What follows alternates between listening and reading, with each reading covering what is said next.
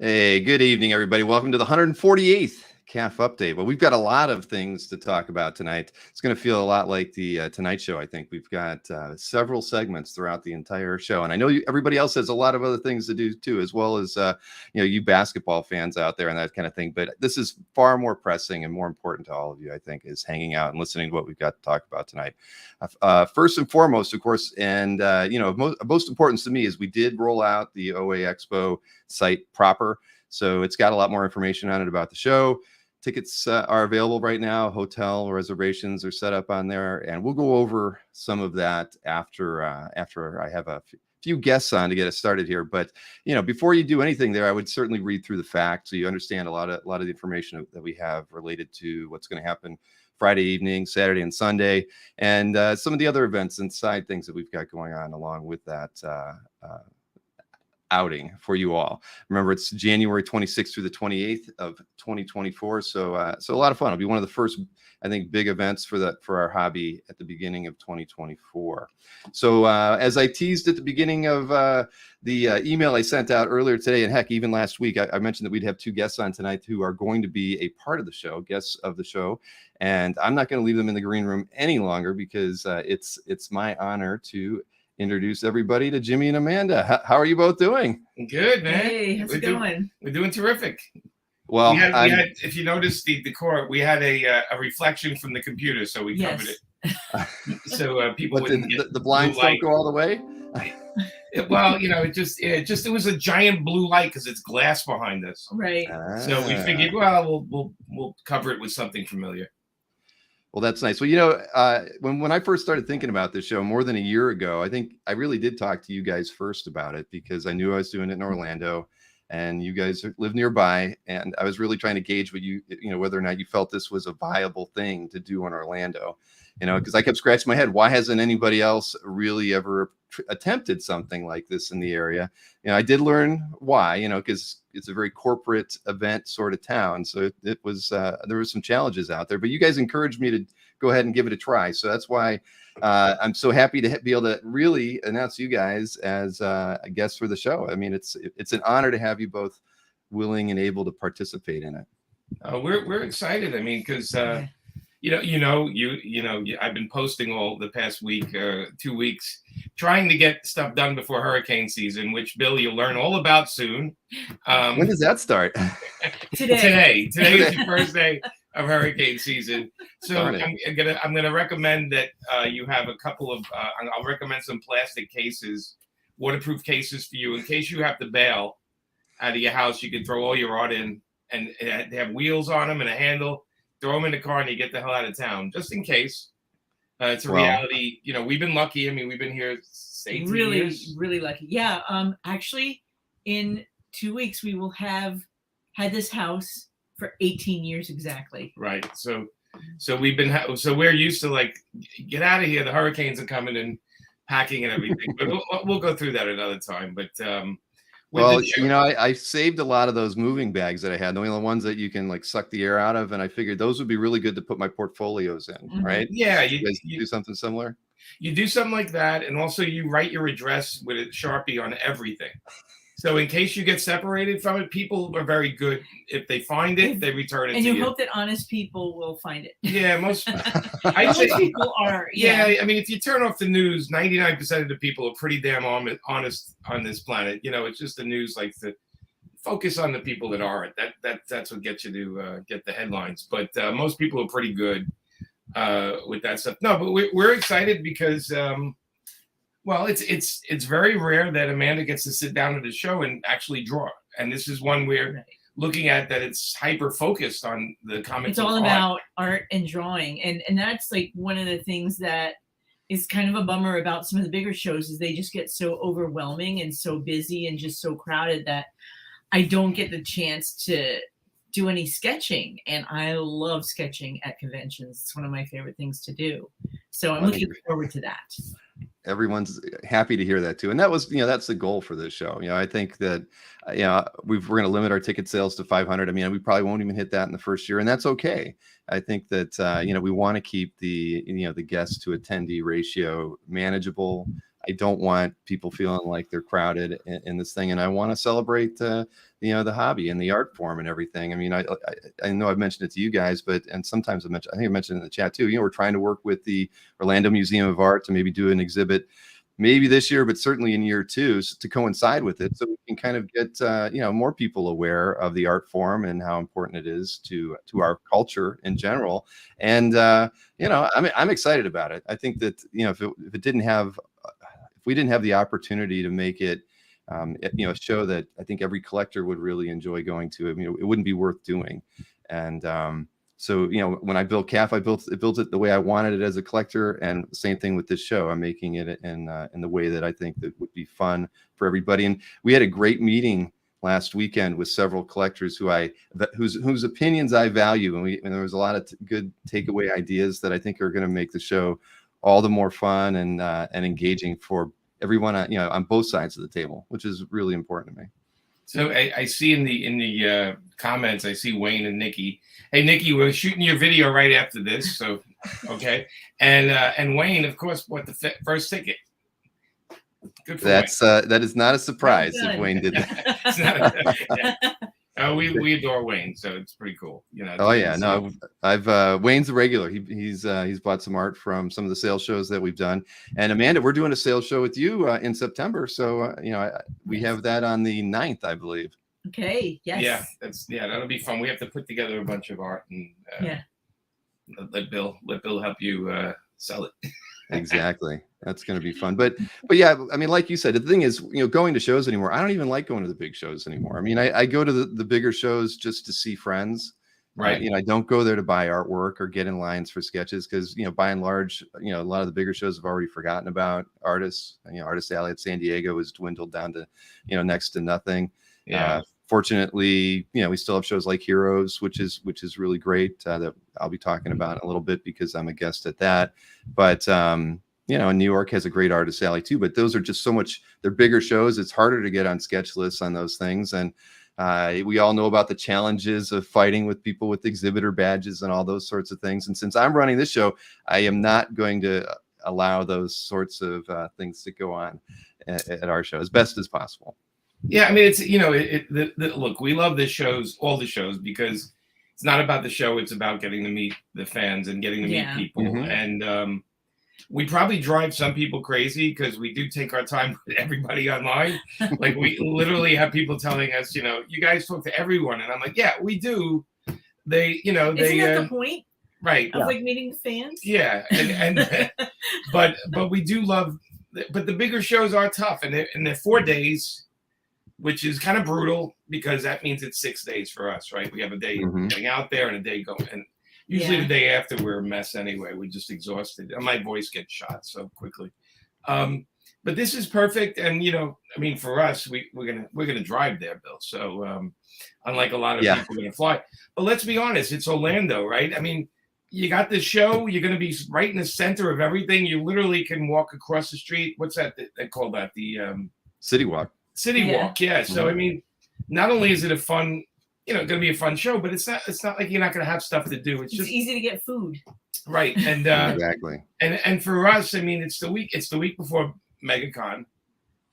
We love that because we on and off do MegaCon. It's just too much work, to be honest with you. So we're looking forward to this so we can relax by the pool during MegaCon. Even San Diego these days, we do some panels, and then we kind of split because you're right. I mean, the Artist Alley is so. I just remember seeing Jordi Bernay as a guest, and he had like a 5 to 6 foot table, and that was it, like in the corner. And I was like, how do you do that to Jordi Bernay? Like, I would be like putting a red carpet down to his table.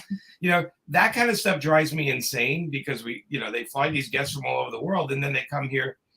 When we go to Europe, they treat us like gold. Like they hot meals and special green room. They treat us like gold. And then espresso machines for this one. And then like we do shows here, and we did one. I don't want to mention names, but like we literally we're in an asbestos-filled side room, and I'm like, "Can we get water?" And they're like, "Yeah, there's a thing, water container." There's a drinking fountain in the hall. They gave us the pointy cups, the cone-shaped cups, and I'm like, How are we supposed to take this back to our table without spilling it all? Yeah. So Man. yeah, so it's kind of crazy, but we're looking what you're doing, and you're doing everything right. And I think I mean, if you collect artwork, how could you not go to this show if you're in the United States? Like, how could you not go? Well, that's To the me, idea. this is going to be madness right before it starts, I think, because it's going to be like you're limiting it to 500. So if it's more people, that's it, right? Right. We're just going to cap it there for year one. I mean, this is my first time doing a show really on my own. I used to own Big Wow with Mortar and Cho and a few other people. So, I've experienced bigger shows like that. But for my first show like this, I've got Cosric Gambari, another art collector, who's helping me with this. But I feel like 500 attendees is a manageable number. Yeah. And is there a link on your site already to get the tickets and book the hotel? Yeah. Even in the show description right now, it's at oa-expo.com. Okay. And that's got that page has the links for the tickets and the hotel reservations. And we got a decent hotel block because we're trying to encourage people to vacation a little bit while they're coming out. So the hotel said they'd keep the block open at the same rate 3 days in advance and 3 days after the show. So we get to stay in the same hotel with everybody going to the show. Yeah. Oh, well, you know what, guys, you can buy me a shot at the bar. I will be down at the bar at night, and I will be doing shots with you guys. There you go. So it worked out really good. I believe. Honestly, it's the setup's nice. They've and we're going to take care of you with the food side of things. We've got it worked out that every exhibitor is going to get a box lunch, so you don't for Saturday and Sunday. So you don't have to get up from your table unless you want to go over and get. I can't promise espresso, but I think we can have like one of those big boxes of Starbucks coffee. So that's about the best we can do. But I'm looking at Chris Snorrick. Is that how you say it? Chris Snorrick? Chris Snorrick. R.I.P. Jimmy. Amanda, tell them what happens when I drink a lot the next day. What happens to me the next morning? So Jimmy is apparently completely unaffected by alcohol. Well, no, I get drunk. I mean, you get drunk. I get he gets lovey-dovey drunk. I do. I'll start hugging everybody. Loves everybody, right? But then the next morning, he's like, "Okay, what are we doing?" And me, I've had like half the amount of alcohol. Yeah. I'm like, go away, and I'm like, sticking my head under a pillow. You paint the walls. Yeah, she can't hold the liquor too well. I can hold my liquor. I just can't hold a lot of liquor. Right, but you like to paint the walls with it. Hey, I'm an artist. She is an artist. Exactly. Artists do paint the walls. Okay, I got it. Well, you're lucky, Jimmy, because I don't have that gift either. So I'm probably more like I think you're just going to be careful around the bar after the show, Bill. But I'm sure you'll be worrying about the show. I will be too worried about Sunday night. That'll be a different story. But Friday, Saturday, I'll be on my best behavior. I mean, I have a prediction. I predict this thing's going to sell out pretty quick. I think. I think once people get the word, once you get the word out, I think the people that want to go are going to really want to go. And for me, I look at a show like this. I know I book things way in advance because I don't trust the world. I have to book things in advance. And I know if I was going to this thing, I'd probably be booking it. I am going to it, but if I was somebody coming to it, I would be booking it ASAP because I know how things sell out. They do sell out. Once word of mouth and. You got every artist, as you announce them, has a certain amount of fans that are going to go, oh, I got to go there. And then, hopefully they'll have tickets for most people. But, but I think it's going to do well. I like to predict these things, Bill. All right. Well, I mean, I'm not going to make a prediction because I always try to temper my expectations for these. No, you should. Yeah. That's how I go into most movies these days. I think it's going to stink. And then I'm like, oh, that wasn't bad. Yeah. A pleasant surprise if it doesn't stink. Right. There you go. Well, it's not. Chuck Arnold said, "Let's sell it out tonight." It's not going to sell out tonight, Chuck. But no, Chuck. But Chuck, let's try to sell it out. Chuck is right. Worth a try. Chuck's got that attitude, man. It's like, let's sell it out tonight. You didn't even announce the other guests yet, but you do have some on the website, right? We do. Yeah, I do have a couple other guests listed on the website. I mean, where am I? I saw Bob Layton is one of them, right? Bob has agreed. We've got Adam Kubert. Yeah. Who else has said they agree? Well, of course, Mike Allred and Laura Allred will be here. Oh, that's great. Yep. And Sean Gordon Murphy. Andy and Veronica Fish, they're good friends of mine. So it's like we got a lot of couples coming. We need a few more though, Jimmy. Remember we talked earlier today about there'll be some announcements. I hope so. Yeah, here's what I predict. What do you predict? I predict a whole bunch of artists getting commissions from other artists. It's tough, right? Because a lot of the artists collect art. Yeah. They what's funny? It's like I've been posting stuff on Cap. I've been posting for the past couple of weeks, and I've gotten a couple of emails and people going, wanting to sell me very expensive art, and I keep reminding them the stuff you see me posting, I bought 25 years ago. I bought pages that were $10, $15, $20. Granted, they go for a lot of money now, but everybody's like, "Hey, you want to buy this? It's only 17 grand." I'm like, 17 grand. I'm like, what? A lot of that art also, I've known you for 30 years now. Yeah. Wow. And you've had a lot of that artwork before I even knew you. So you were buying it since you were a teenager. Yeah. And plus, when we bought the house, we had to put a decent amount of money down. So I sold all my Dark Knight pages. I sold my Watchmen pages. I sold my Lobo Bisley cover. God, if I had the stuff that I sold when we got the house, 20 years ago now. 18 years ago. My Dark Knight pages, I remember when I sold them for 17 grand each, I danced around the house. I was Of course you did. Just imagine what you'd be doing now. But now I had the page where his parents got shot. I had that page, and I had the page where Superman pulls my favorite page. The Robin out of the tank. I had some good pages, and I'm like, well, I wish I had those now. Yes, but we got a nice house. We do have a nice house. Yeah. Although I could have bought another house at this point. Yes. If I had them right now. We all go through those things. I used to have a lot of burn X-Men pages and sold them all to build a miniature golf course. So go figure. We all make mistakes. You think wait, you built it. Wait, whoa. Back it up. You built it. Yeah, it's a sad story. I'm going to your house. It is a very sad story, but everybody in the chat is very familiar with it. Yeah, back in 2008, I built a miniature golf course in Northeast Ohio. Just, I wanted to meet my neighbors, and I figured I'd do something fun that I like to do. And the only way I could fund it was to sell my Byrne and Cockrum X-Men artwork, and I had a Mike Mignola X-Men cover as well. I sold some good stuff that I wish I had back, because they don't have that miniature golf course anymore. but it's okay. It is okay. I'm like here. That, though. You had a dream, and you built it. If you build it, they will come, and they came with. It didn't happen. They came with the. Marcus said, "Has the house appreciated?" It has appreciated. I think like all the not like the comic art I bought. That appreciated a hell of a lot more. As good as investment real estate is, my art's gone up a lot more than the real estate. But the thing is when we bought the house, at the time, the best investment you could make was get a house. And then it just flipped, all of a sudden. Yeah. But look, no complaints. Yeah. We all want that time machine to go back. I'll tell you a story real quick. When I was I was at Phil Souling's convention in the basement of the Roosevelt Hotel. I'd say I was like 15 or 16 at the time.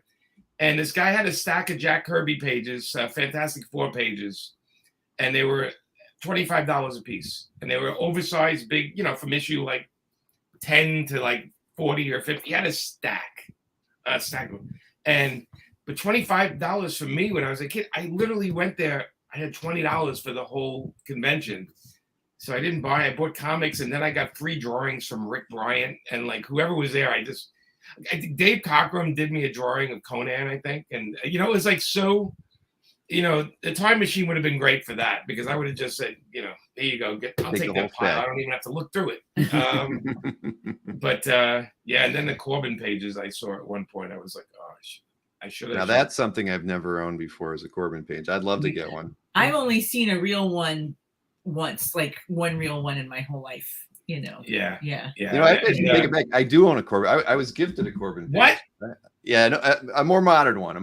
Like I forget. I think it's from Daredevil or something. So okay, yeah. The it's black and white Yeah, the Kingpin on it, I think. So it's a nice page. Somebody was very appreciative of something I did for him and gifted it to me. So I do have a book. Nobody should have everything they want, because that's the fun of the hobby, is the hunt.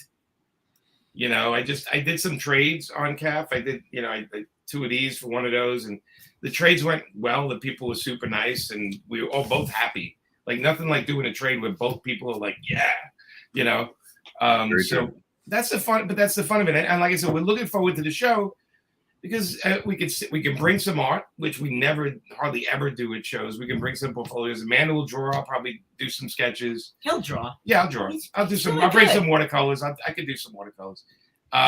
He's like way better than he gives himself credit for. Not as good as Amanda Collins. Look at this. It's awesome. Drawing Spider-Man. There you go. Nothing wrong with that. Awesome. I draw on Post-its all the time. While you're on the phone?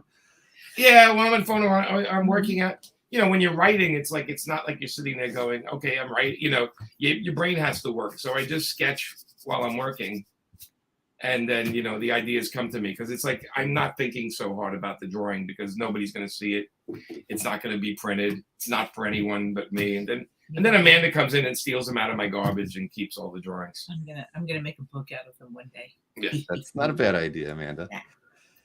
But we actually did envision, artists probably picking up a few pieces when they're there too. I mean, like you said, a lot of artists are collectors. Some of the artists that we haven't announced yet are definitely collectors, and I just can't see them not going to the show and maybe asking a collector to see what's in their portfolio too, and maybe trading, picking up a piece here or there. And that's really that's the way I see the ecosystem of the show, right? I really feel, you bring 300 or 400 collectors in a room, half of them or more than half of them are going to have portfolios with art for sale, or that's available. Yeah, exactly. So that's going to be an interesting dynamic to have, a healthy number of artists in the room, a lot of collectors with art for sale, some dealers, the auction houses I'm sure will be represented there. And I can't wait to see how it all works out. I mean, I love comic book art. I got into comics because I loved the art when I was a kid. I would just look, I would read them, but then I'd go back and look at the drawings, how they did the drawings, and I would copy them and everything. So I've been loving it my whole life. Like, literally, it's the art is what pulled me into comics. And it's tough because Amanda has so many beautiful covers, and I never like to let them go, because the art collector in me is like, don't sell that. But you have to let it go once in a while. And I'm much more willing to let some of that go than you are. Yeah, you're very sentimental about it. I am. I was laughing because I put that cover, the Harley 1 cover, on it, and I put a price for $500,000 because he doesn't want to get rid of it.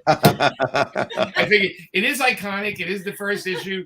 If somebody does say, I'll take it for $500,000, I think we decided we'll sell it. But I was laughing because I'm like, well, there's only one number 1, and it isn't iconic. It's been on T-shirts everywhere. It's been everywhere. It has. But I was laughing when I marked it for $500K, because I thought, well, nobody will ever buy it, so I'll just put it at a price that's insane.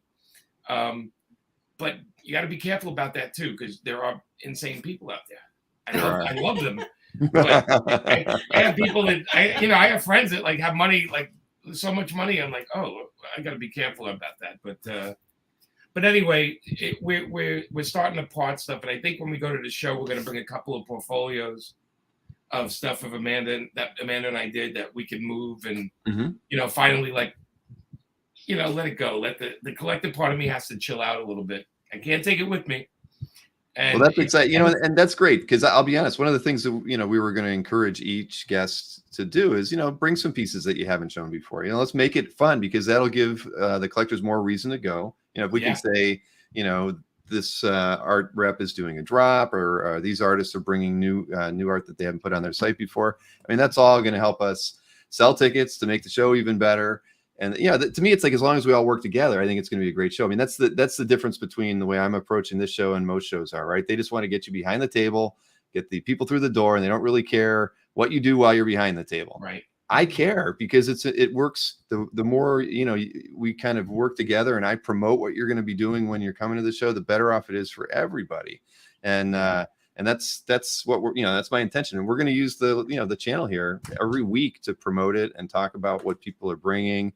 And yeah, I want to work hard to, to earn your trust to come back next year too. So we know you will. Can we answer a question that somebody has? Which Amanda's asking, bootlegging is a habit. Was the pro drawn traditionally, Amanda? Can you yes, it was. Yeah, it was 2001 when I drew it. And yeah, 2001 or actually maybe 2001, 2002 maybe. And you did it. And it's all hand drawn, and there are actually pro pages. And actually you hand lettered the whole thing too. I did. The lettering's on the art. And it's crappy, but it goes with the book, so it's perfect. It's what you see in the book, but it's not crappy. It's actually, well, it's readable. Yeah. Amanda's a really good letterer. A lot of the logos on the cover she does when there's interaction, she actually draws the logo. Well, I trace it, Well, you trace it, but I mean, from the actual, right. And nothing art collectors love more than lettering on art and big logos. Yeah. On art, on covers. Logos on covers are the greatest. That's, to me, it's my favorite thing, to get a piece with a big logo that's actually hand drawn on the logo on the cover. It's because it's rare. It is pretty cool though. It's like, there it is, and it's like it's like a big, it looks like the thing that you collected when you were a kid. Right. I like it. And a lot of people who buy covers that don't, if the logo isn't on there, they'll get a stat, added to it because they think it looks better with it, and they feel, and they're probably right, that it sells easier when it has. And there's room left for it. So if you don't have it, you have this sort of like dead space above the art. So. And I haven't put the pro pages up yet. He's asking. I haven't gotten to it yet. Trust me, I have so much stuff. I'm like in little dents. They're all little dents. You're getting through it slowly. I'm getting through it. It's like I'm almost halfway there. So we'll save some things for OAX. Don't put it all out. Yeah, no, I haven't been putting. I keep going through and going. 1 out of every 5 I pop up. Like I don't do, except for the Joe Kubert. I put a bunch of Joe Kubert pages up because I bought the pages in a row and they're hand lettered, and I thought, well, somebody might want to read it. Look at the black and white art and read it. So what was it? I haven't paid close enough attention. What Kubert pages did you put up there? It's the I'm blanking on Stone. My brain is like, come on. Ask him a trick question. What are you looking I'm going to go over to Kafka. Man, don't look at this. Makes it worse when she's staring at me. It's like I can't. She's like looking at me like I'm going to magically pull it out of my butt. I'm gonna go over to your gallery. Okay. Right? It's a name of a person. God, I can't believe him. She's laughing. You know what? My brain is toast. I just posted 40. Abraham Stone. Abraham Stone. That's it. There we go. Yep. Wow, you got a lot. Asshole right here. But I'm your favorite. You are my favorite asshole, but you're still an asshole. 30 years together, ladies and gentlemen. Yeah. This is what but it's Abraham like. Stone. It's like I bought it in an auction, and they sold it like as a giant stack of them, and I was like, oh my God, it's Joe Kubert. I mean, that's Amanda's old teacher, Joe Kubert. Yeah, he was terrific. That's the best you got about Joe. He was terrific. Yeah, we're talking about Joe Kubert. But he was terrific. Oh boy, Joe's ghost is going to come and like grab you with his. Joe had this bionic hand. If you ever shook his hand, he would shake your hand and it would literally like crush your bones. Yeah. When he shook your hand, Joe was a strong. When he was a kid, he drew. His dad had a butcher shop, and he would the brown paper they used to wrap the fish. Joe used to draw on the paper all the time when he was a kid. Wow, people got originals when they bought their herring or whatever the heck. It had a fish imprint on it, but it was a Joe Kubert original. Very cool. Very cool. Well, we've got a lot to talk about the show. I mean, obviously, I'm excited about it, but I want to, I don't know. I'm very, very happy, and we've got several tickets sold already too. You're a good salesman, Jimmy. Yeah. Well, look, I'm one of those guys that I do things way in advance because I hate getting shut out of things. And that last minute thing never works well in life. You know that. It's like waiting to the last minute.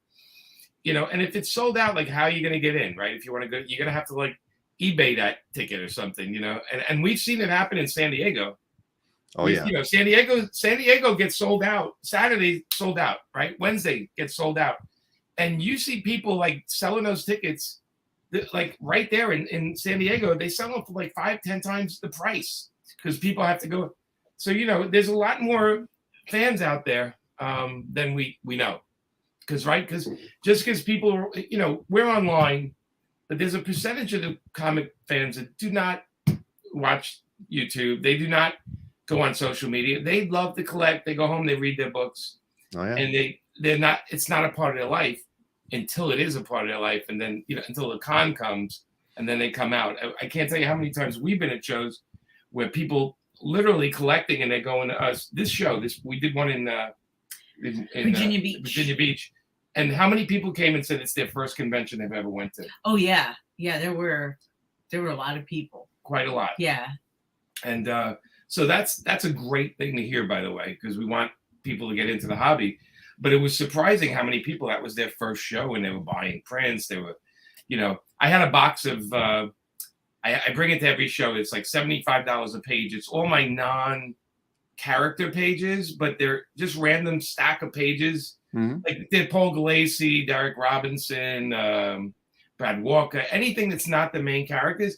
I stick in this box and it's $75 a pop, and you flip through, and people pull them out, and I have to. It's a good way to get people just. I want a Paul Galassi that you've inked. Yeah, I mean it's 70. I think it's $75. It's like, you're getting a Paul Galassi page of a cool looking Paul Galassi. But I figure that's a way to get people started in the hobby, because once you have one, you kind of want another, and and we all know that. And when I was a kid. When I was a kid, I went and bought. I remember I was buying John Romita Jr. and Al Williamson pages. I was buying any kind of stuff in the late 70s, and so I would take the original art home, and I would put vellum over it, and I would practice inking. I would use brushes and try to copy what those guys were doing, and that's how I learned to ink. I mean, my first paying work. Which I ghosted, so it wasn't under my name, was Howard the Duck magazine. I was inking over Gene Colan pages with Dave Simons when I was in 12th grade of high school. And that was like, thank God I was practicing so much, because they just gave me Gene Colan pages and said, okay, ink this. And I was like, what? And, so it's like, that's how I learned. Once I saw original art, and I think the first pro I met was Bernie Wrightson. I think you and I might have talked about this, Bill, last time. I met Bernie, and Bernie gave me a list of what pens to use, what brushes to use. And I thought it was the coolest thing in the world. Like, I'm going to have the same brush that Bernie Wrightson has to ink those damn Swamp Thing pages. I'm like, oh my God, maybe there's magic in this brush. Of course, no. It was Bernie. So Bernie, everything he touched was beautiful. But it was, that's how I fell in love with the art. I looked at it as a tool to learn. And then, of course, you want more and more, Yeah. Well, we do hope to encourage new collectors to come out too. And, we're letting kids come in free if they're, with a parent. We're hoping to encourage the next generation of art collectors too. Right. I mean, they're really, it's important, and it's important to keep artists working traditional as much as we can possibly keep them working traditional, as technology furthers things. So yeah, I mean, these shows are important, and, I'm really excited to see how things work out. But we got a lot of good announcements coming up, Jimmy, and you've been very, like I said, you've been very helpful. You've given me a lot of tips. I mean, I wouldn't have thought so much about the food if I hadn't spoken to you. Well, that's because of this one. This one's like, I can eat a crappy hamburger wrapped in paper. She's like, what is this? What is this food? What is she is food motivated. If I tell her cover's due tomorrow, otherwise you get no food, you get no dinner, that cover will be done. I was telling Jimmy, I'm like a mid-century cartoon character. It's all about the food, I'm like, yeah. No, hey, but after I talked to you guys about it, I mean, literally, it's like that's half of the complaints, or get this right and we'll be happy. Just treat us like humans. Feed us while we're there, so we don't have to worry about where to get our food and drink, and we'll be happy. That was the mantra. We're really simple people. The comic folk, we're really kind of basic, and so, as long as the room's clean, somebody knows who we are. We don't have to hustle and try to find badges, like we, like anything that's really inconvenient.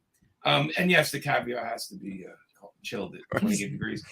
First off, caviar is disgusting. So anybody, we All right, well, I'll strike that off the list. I had it once. Yeah, caviar is disgusting. Yeah, well, I mean, sometimes you have it on, on your rolls, when you go to a Japanese restaurant, a sushi place. But like, I ate it on a cracker once, and I'm like, well, I can say I did that now, and I don't ever have to do it again. Yeah, you might as well just squeeze a fish and get the eggs right out of the fish. Oh boy. Yeah, that reminds. Not to, because we got to move on, but I once worked at a cannery, and the first fish that we had to deal with was herring, and we had to squeeze the caviar out of that. As soon as you did that, it was a reminder. That's a 30-year-old memory, and it's I was kidding. I didn't think they really did that. Oh, they do it. They do it. If you're reincarnated as a fish, you're like, and then all of a sudden a death grip. Joe Kubert would have made a good caviar fish squeeze. Yeah, he wouldn't have to. And it would have went. It just seems like everything about it just seems wrong. Yeah. No, it's not for me either. But listen, guys, I got to move on, but I appreciate that you guys were here, and I know I'm going to be talking with you both a lot, in the next few months as we try to finish up and work out some of the extra details for the show, or if I have any crazy ideas, I'll bounce them off of the both of you first, just so you can tell me if it's insane, Bill. Don't do it. It won't work. Right. All right. I expect good reality checks from you both. Right. Be careful with the merchandising. That's all I'm going to say. I've seen people take T-shirts home, thousands of T-shirts home. You just have to be smart. It's better to sell out and not have to deal with it than have too many. We've got the thing is in our community we have people that are very interested in doing their own things. They'll make their own T-shirts and bring them out and give them out. Right. And there's a couple guys so I almost don't even have to make T-shirts, because I can pretty much guarantee there will be at least 2 or 3 branded T-shirts for this event that people will debut at the event and give out for free. So awesome. Yeah, it's going to be a lot of fun. But thanks again for being there, for being a great sounding board for me. And we're going to sell those tickets, Bill. We're going to get them sold. Yeah. Well, I've got some marketing to do over the next few days, so I will be in touch. Okay. Sounds great. All right. Thanks. I appreciate it. Take care, guys. Take care. Good night, everybody. Oh man, that was fun, wasn't it? I am so looking forward to having them at the show. They're awesome together. I've seen them at shows before, and obviously the idea that they feel like they've got the time to sketch. They're going to bring some art that we haven't seen before. Again, that's kind of the goal for what we have set up in front of us. So very excited about that. But yes, thank you to Jimmy and Amanda for that, and then for everybody who already have picked up some tickets. I can at least see that they're happening. You're visiting the site, and that's good. So it's oa-expo.com to pick up tickets, and the link's right there on the homepage. If you want to book a room, you can do that. They are refundable, I believe. Basically you can back out of the hotel far in advance of the show, so everything's pretty easy. This just pretty much will guarantee you that you got in the room block, which is limited. It's around 100 rooms, so but which we can expand it as we see the need for it. But that's how we set it up: 500 ticket sale max, and then 100 room occupancy set up with the hotel, which we can expand as needed. So that's all good. But I've got to move on to my next segment here tonight, because I've got many segments here. And next up is my good friend Tatiana. Hi, Tatiana. Hi. I couldn't give you a 3, 2, 1 there, but how are you doing? You're fine. I wasn't picking my nose or anything, so. I was watching just to make sure. You never know. I've Maureen has a habit every time of bringing me back on screen when I'm like playing with my hair or something, and yeah, she's got bad timing like that. So I always pay attention to what the guest is doing in the green room before I bring them in. So so nice to have you back. It's only been a week or so, but yeah, it has only been a week. It's a record. I like it. Yes. Well, one of the things, and because I've been getting questions about Mystery Sketch from people who are new to the whole thing. I've had a few questions about, like, when are they going to be getting their artwork? When do I find out? Are you going to be previewing it? And so just so everybody knows, I mean, we're about 10 days after the show. I'm sure some of the Mystery Sketches have been shipped already. like I think when we did this first, we didn't do any previews. We just kind of shipped them all out and didn't make an event out of showing them off. And then in November, we did, preview some. And so Tatiana is here to preview many of the pieces that she still has in hand before she ships them out as well. So we thought it would be fun to do that. I was going to have Mark Hay with us, but he ended up being unavailable. So he may be joining me next week if he hasn't shipped all of his artwork out already. Well, happy to be here. My artists absolutely love doing this. It's really fun. It's really, really fun getting that list and, seeing what people do with it. And I know from the collector side, it's got to be exciting. You don't know who you're going to get. I'm just waiting to see. And there's just so many amazing artists who participate in it that you really can't lose as a collector signing up for it. That is very true. Hey, Mr. Krager's in the audience tonight too. Hey, it's always good to see you.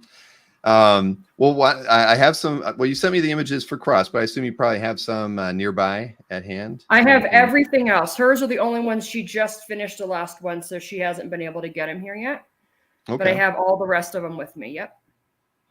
All right, awesome. Do you want to show some of those, and then I can show the pieces from Cross? Yeah, let me. Since Jason joined, I'll show his. And Jason I won't say who they're for. Some people are going to know because they're like the only person who gets that character. But some of them are, more common characters. So Jason did this Wolverine. Very nice. All right, Jason. So, I know there were several Wolverine requests. So whoever got this one might not know that it's theirs or not. But a beheading. We always love a good beheading. This is definitely a rated R movie Wolverine for sure. Deadpool would be proud of that one right there. Absolutely. Deadpool's probably off screen. He's probably in that same fight. So and then we have Captain America. Again, we won't know who this is for because I think just on my list there was 4 Captain Americas. So yeah, there were. I know that we have a Captain America collector in the audience, but there were probably over a dozen Captain Americas ordered. It's a popular character. It really, yes. It always is. That Wolverine and Batman. You can always. Oh yeah, absolutely. Yeah, I tried not to give the same artist the same character twice, so had to spread those Captain Americas around. That's always a wise thing to do. You got to keep everybody on their toes. So here, you want me to show one of the Cross ones? I've got a couple slides here. Let's see. Where was it? Oh, I've got. Well, this is a cap. There we go. Yeah. By Cross. That's great. Yeah, really fun. So kind of more of that movie costume, which was really cool. Very nice. Now, did Cross go to? I forget. Was Cross at Como? No, she was not at Como, but she put the book together, the book that never showed up, that will eventually be back at my house. Right. Wow. Because I remember you mentioning her name. Well, that's too bad. Yeah. But yeah, she's hoping to go, another time. And we're definitely going to start having a crew at a lot of shows. So. Awesome. Let's see. And then I had the other 2 here on one slide. So those came out beautiful as well. Yeah, I love Cross's work. Yeah, she did a really great job. She really tries to make sure that, the pieces are fun and that, she kind of captures different things from each character. And I was glad she just decided to pick up the paint and do, a fun piece with Eternity. So that was very cool, a little bit different. Very, very nice. And, so have you shipped any of the pieces out yet, or you just pretty much probably got most of them? No, I was going to ship. I had a bunch of them ready to go, and then you texted me like that night. So you had perfect timing because they would have all been shipped out, but I was waiting. Oh man, so everybody can blame me for a little bit of a delay, but this way we get to appreciate it all together before you receive them and post them to CAF. So I wanted to show. Since ML is here, since Mikhail's here. Mikhail is awesome, and he likes to do like artist choice. So he might have figured out who his person was because I told him that I owed him an extra thing while I was shipping him his previous commission. So he might have figured it out. But This is ML's Eon Flux from Near. Oh my gosh. Perfect character for Near to draw.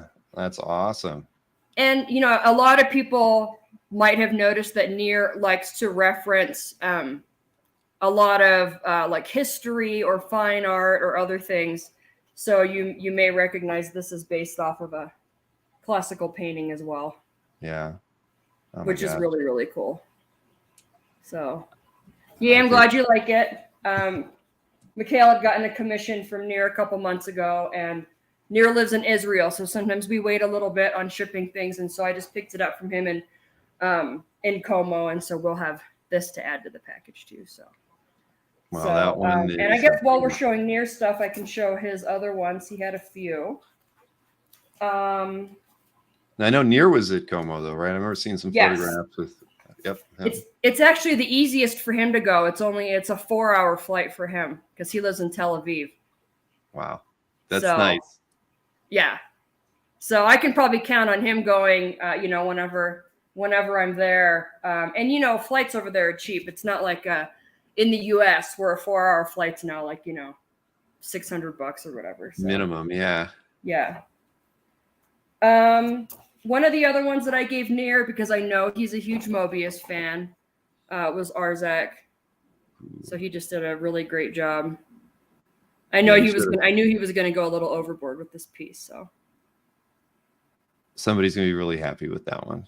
yeah, obviously. very, very cool. Dang. And I even like the little birds. You see the little birds, Mm-hmm. little detail. And then, you know, Near doesn't just do things the way everybody else does. So he usually has a pretty fun take on stuff, and he's really detail oriented. And so I thought this was cool. So this is Jamie Reyes Blue Beetle. So he just did a really different take on the look, which is really fun. I like how he did the detail. Look at the wings. That's really cool. Yeah, no, it's great. Edge to edge on that one. That's great. Yeah. And then we have a super punk Cyclops. That's not mine, everybody. Okay, just letting you know. But I love that because everybody knows I love Cyclops.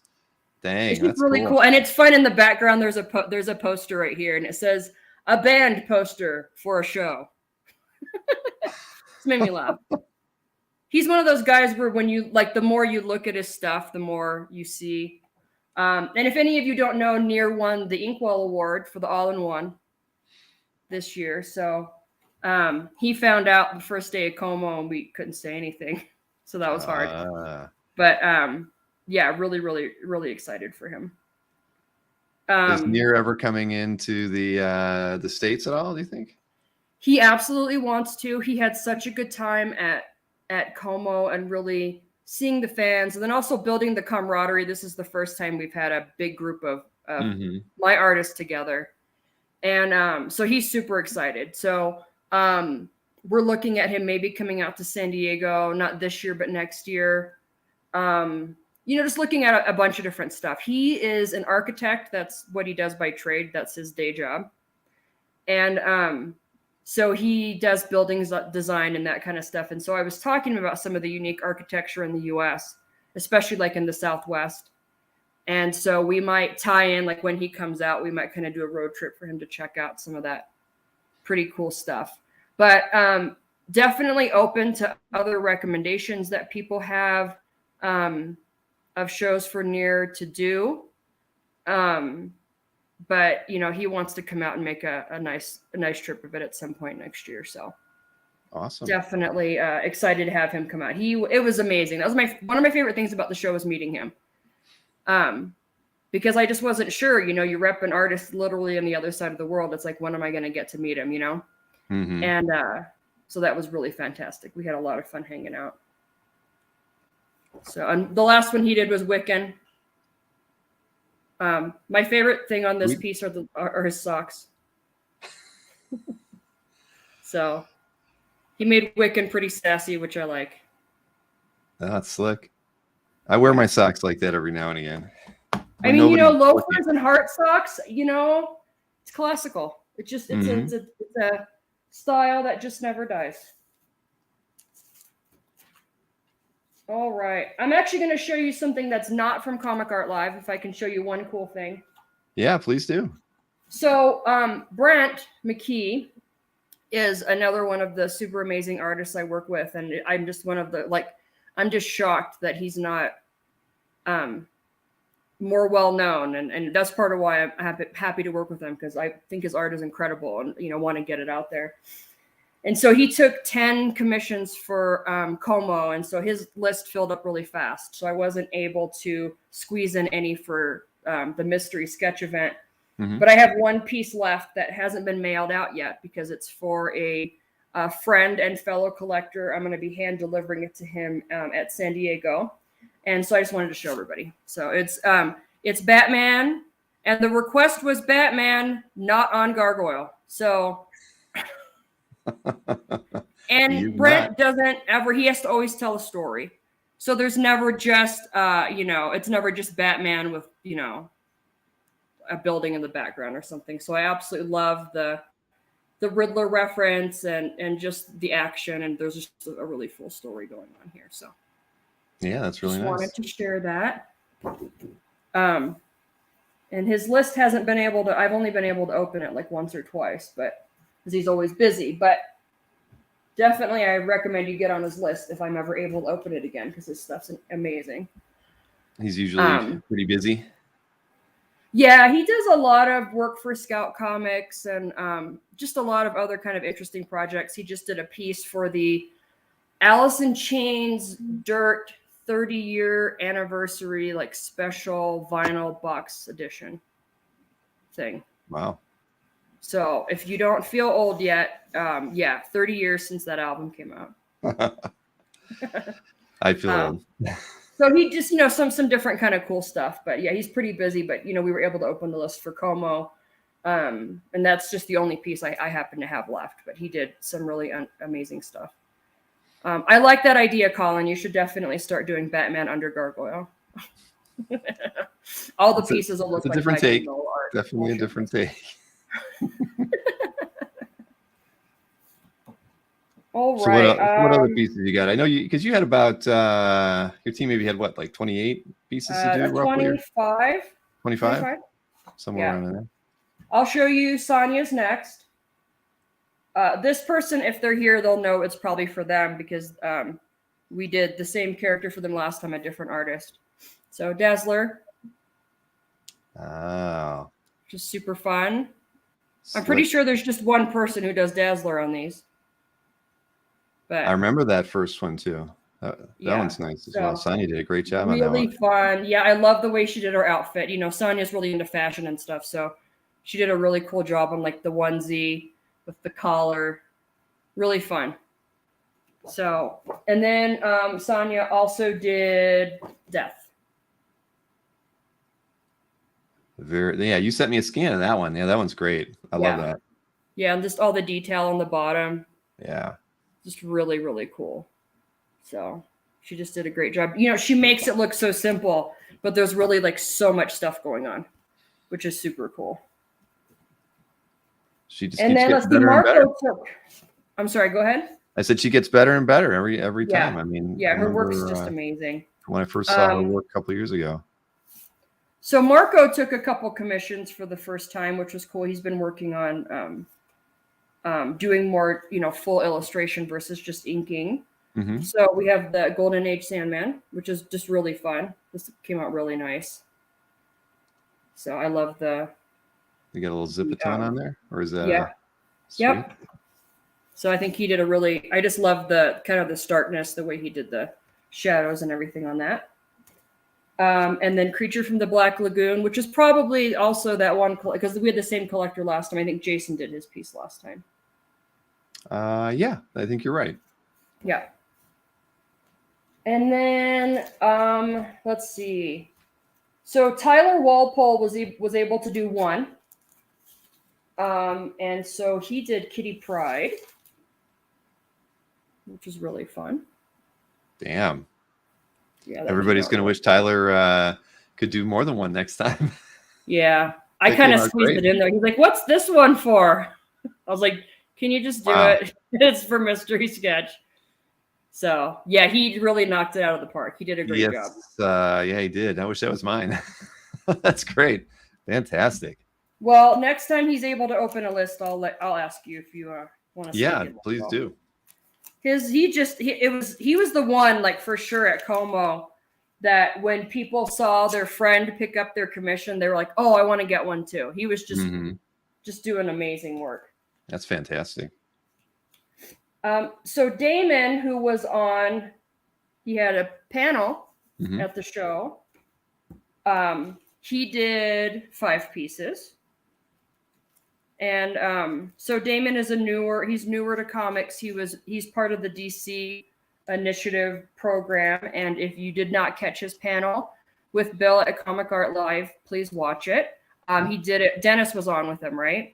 Yeah, Dennis Cowan was there for about the first half hour. It was fun. It was very good panel, and it was nice getting to know him. Yeah. So if any of you didn't watch that, definitely check it out. Damon is like an up and comer. His stuff's really fun. I'm really happy to work with him. So let me take these out. See, I was getting ready to ship these. They're all in sleeves. He was the fastest. He got me all the art before I even left for Italy. So, there we go. Deathlock. Very nice. And then the next one is Black Canary. I'm sorry, there's too much glare. I don't want to show them in the sleeves, or you can't really see them very well. So Black Canary. I love how he did her hair. Like, really, if you were Black Canary and you were screaming, like, your hair would do that. It would totally, like, get crazy, and I love that. Very true. Fun. And then the next one, he also has a Captain America and a Wolverine. Spread them all out. So this one was, hold on, let me check the...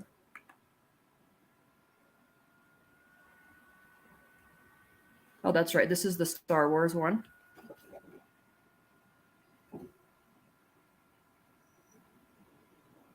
So Sabine Wren from Star Wars slick. Rebels. I like the way he's handling the composition on those. Drawing single figures are tough. Yeah, how do you tell a story with just one character, right? How do you make it not look bland? And so they have to create, you're not just drawing a figure, right? You have to create a story, otherwise it looks boring. And so thinking through like what this character would be doing, and speaking of, right, making the Captain America an action shot, so you're still getting that full figure in there, but it's not boring and it's different. You don't usually see a side shot like that. Yeah, no, I actually like that a lot. That's great. So just really, really cool. A little bit different, and then just adding, just a little bit of speed lines in here, but then he also put it in a box. Mm-hmm. So it has a really nice kind of contained comic booky feel to it, which is really thoughtful, which I really like. And then the last one is Wolverine. And again, right, telling a story. So he's, standing on top of a truck or something here. Clearly there's been a fight. That traffic light clearly lost the fight. So, but it's great because you can see, he's fighting somebody that we can't see off camera, right? That's really cool. No, I love it. Damon's he's definitely got a lot of talent. I liked his music oriented books that he's worked on. I mean, there's a lot of creativity in his work. So I'm expecting to see a lot more of his stuff on CAF. Yeah. And now we've got 5 or 6 pieces that we should see there relatively soon. And I really like that I work with artists who bring different perspectives, different backgrounds, different ages, they're from different places. And I really think that brings a lot of richness to the art, right? We all love the same characters, but how can their stories be told or shown in slightly different ways? So Ryan Otogawa did 3 pieces. So we have Venom. Nice classic Venom, which is cool. I love how he's got the hand, the forefront and then in the background. And so you get a lot of like depth with it, which is nice. Grendel Prime. I'm sure only one person ordered Grendel Prime, so they know who they are. I love this. I really love how he did the lighting on this piece a lot. He did a really good job on the lighting with this piece, and really bringing your eye to the to where, you know, where his face and kind of the sword and everything, which is really cool. Nice And one. I then like Brian's work a lot. yeah, Scarlet Witch, and this is one of the other scans I sent you.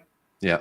So this is a really nice kind of more pin-up-y, you know, style piece, which is really, really pretty.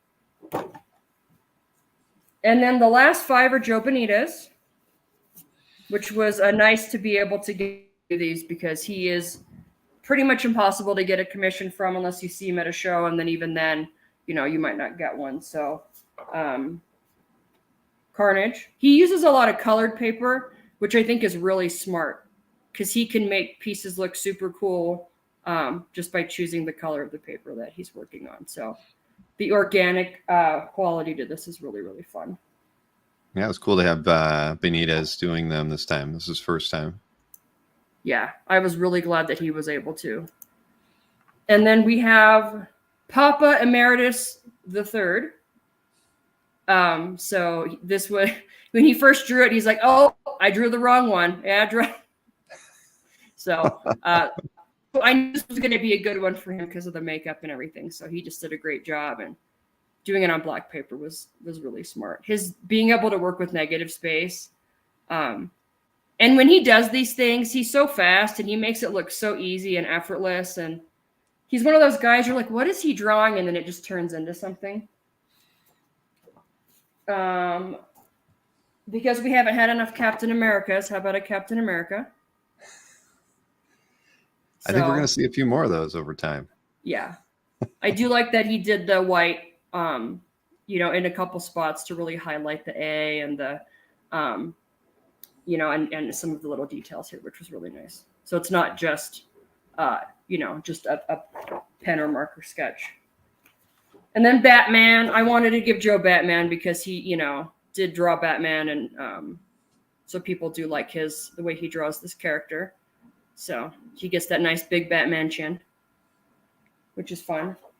And then the last one is our favorite fuzzy blue elf, Nightcrawler. I love that he chose the darker tone of blue.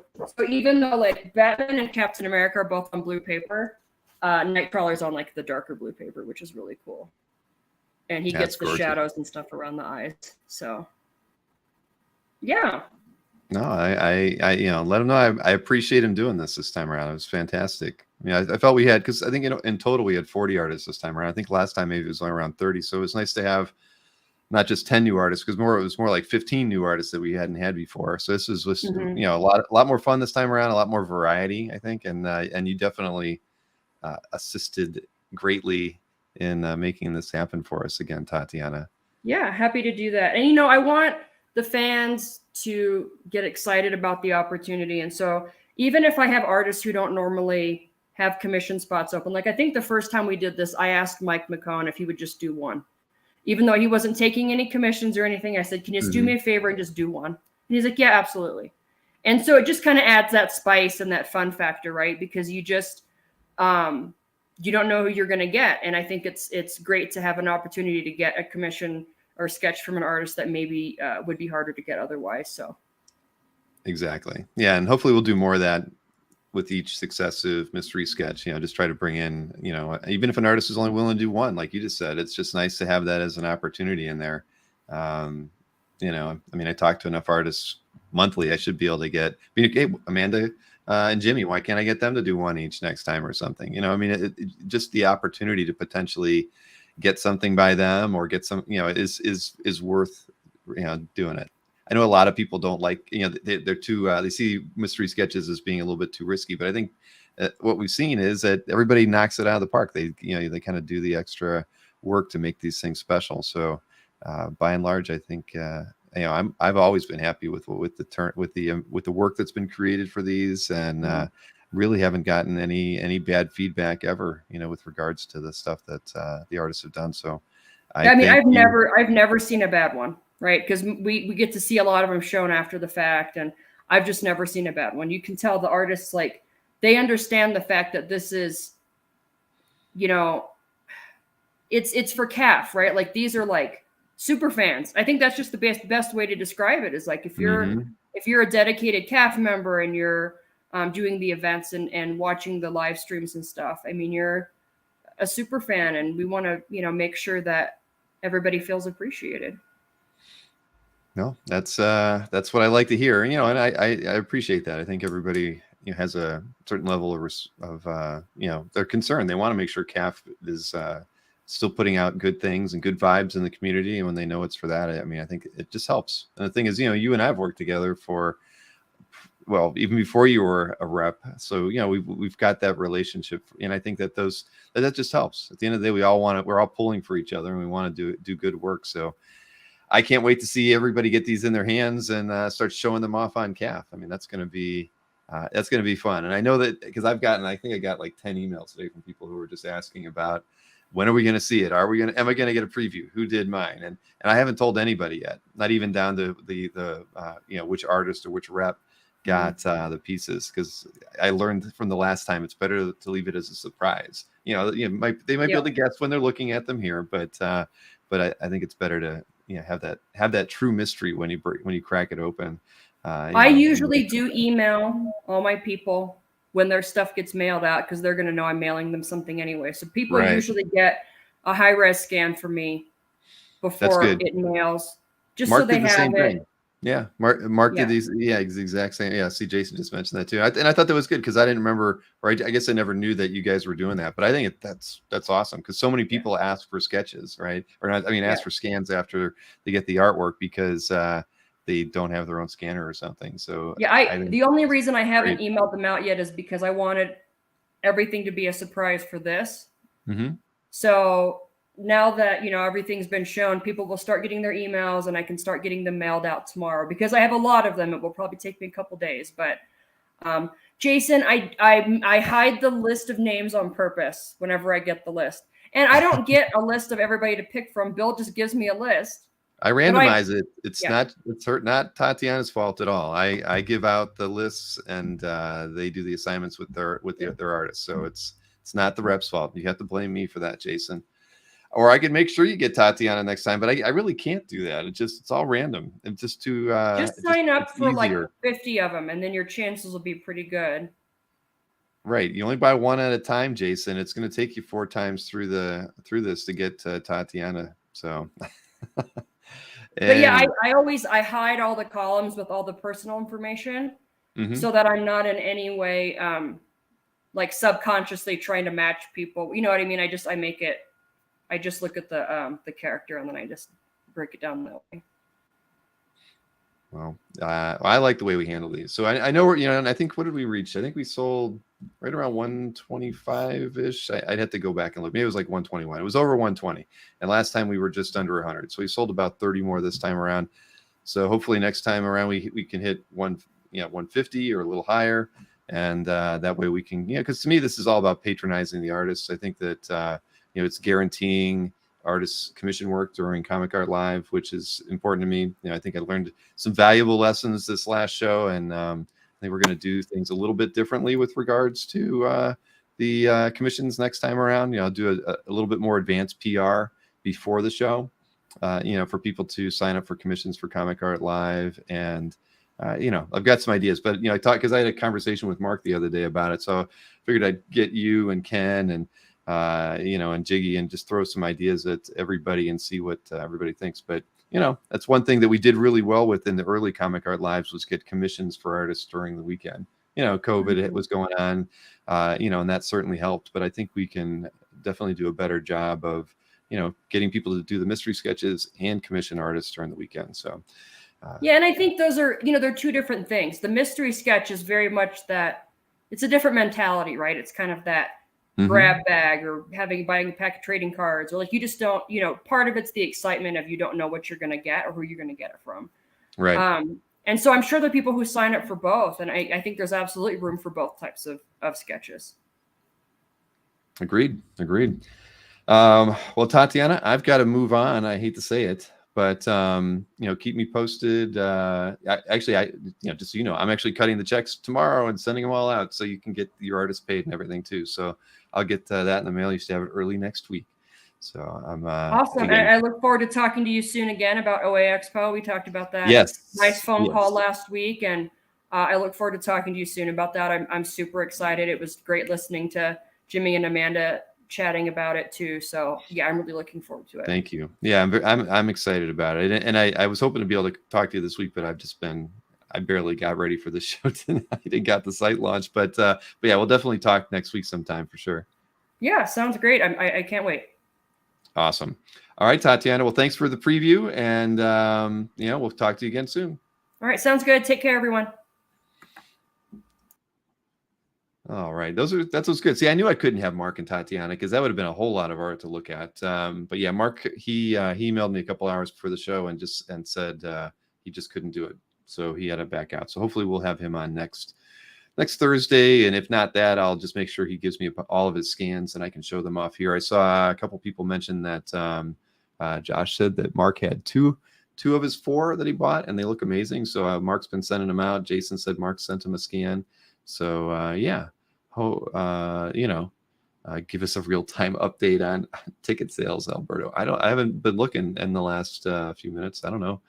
I can tell you that all the tickets that have sold have been either VIP weekend or a VIP weekend for a couple. So there you go.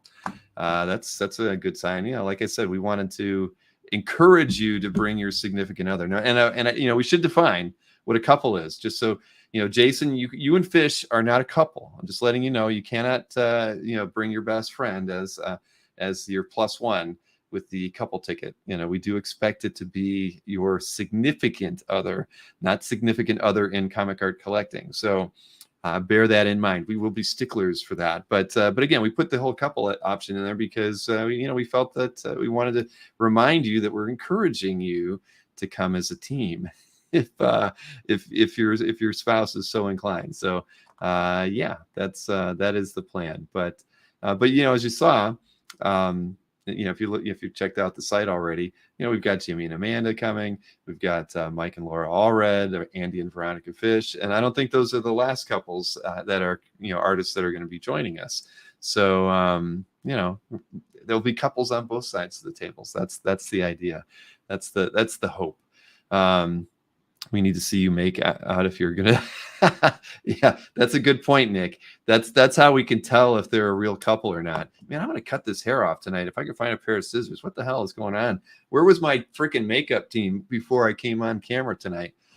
Anyway, but yeah, Nick, we need to see you make out if you do bring a friend. That's the true proof of how things are done around here. Jason says it's Florida, so you'll get everybody thrown out. Alfredo's going to bring the wife and kids, but they're going to hang out at the parks. That was the whole idea. Send the wife and kids to the parks on Saturday and Sunday. You can join them on Sunday night after the show. Heck, come in early and you can go Friday during the day before the reception. Whatever works. But yeah, so that's the plan. Now, I know I can tell you, I'm waiting on a guest. I have not seen them appear in the green room yet. I see Kazra in the green room. Kazra, you want to come on and hang out for a few minutes before our guest gets here? All right, that's a half a thumbs up. Because I've got other things I can do, but I'll bring Kazra and we'll talk. Maybe we won't end up getting this special guest. Remember, I mentioned it. If you read the very late email that I sent out, this is a guest who's in Europe at this moment, and it's very early over there. And I was dubious as to whether or not they could wake up at whatever time it is over there. Right now, what time would it be? Like 4:30 in the morning? I called him 45 minutes ago. It was 3:30 in the morning, and I woke him up. He told me to call him to wake him up, and we had a quick talk. He went to the bathroom because he's older. Yeah, and we're about 15 minutes late, so he might have gone back to sleep. Well, he never appeared in the green room. I can tell you that. He never came in, so he probably just went back to sleep. So we might have to save this just for another day, I guess. I mean, it is what it is. But so everybody knows, Kazra and I are working together on OAX. Kazra's you know, he is definitely the wordsmith of this team, because everybody knows I'm terrible at writing and any kind of marketing. So if you go over to oa-expo.com, anything you read there, Cosra wrote. It's very well done. So yeah, thank you, Cosra. You're that's just one of the many gifts that you are providing to this this endeavor of ours. Megacon says Jason. I can't get the guy in France to wake up and log on, but I can write words. Yeah. I just sent him a message. I probably need to call him. More than likely. Well, you know, I've got a few things I can do while you're calling him. I've got some packages to open. I could switch around a couple things while we see what. You want me to call him and get him on like at 10:30 in 15 minutes? Does that Why don't work? we do that? And then just tell him we only want him for 15 minutes. Then he can go back to sleep. Yeah. 10:30 for 15 minutes. All right, we'll do. All right. I'll drop you out. Good luck. Yep. All right. Yeah. So, you know, I'm going to jump around here because I do have a couple other stuff to preview. But you know what? I really want to get into the packages here because, you know, as many of you know, I've got 4 things to open tonight.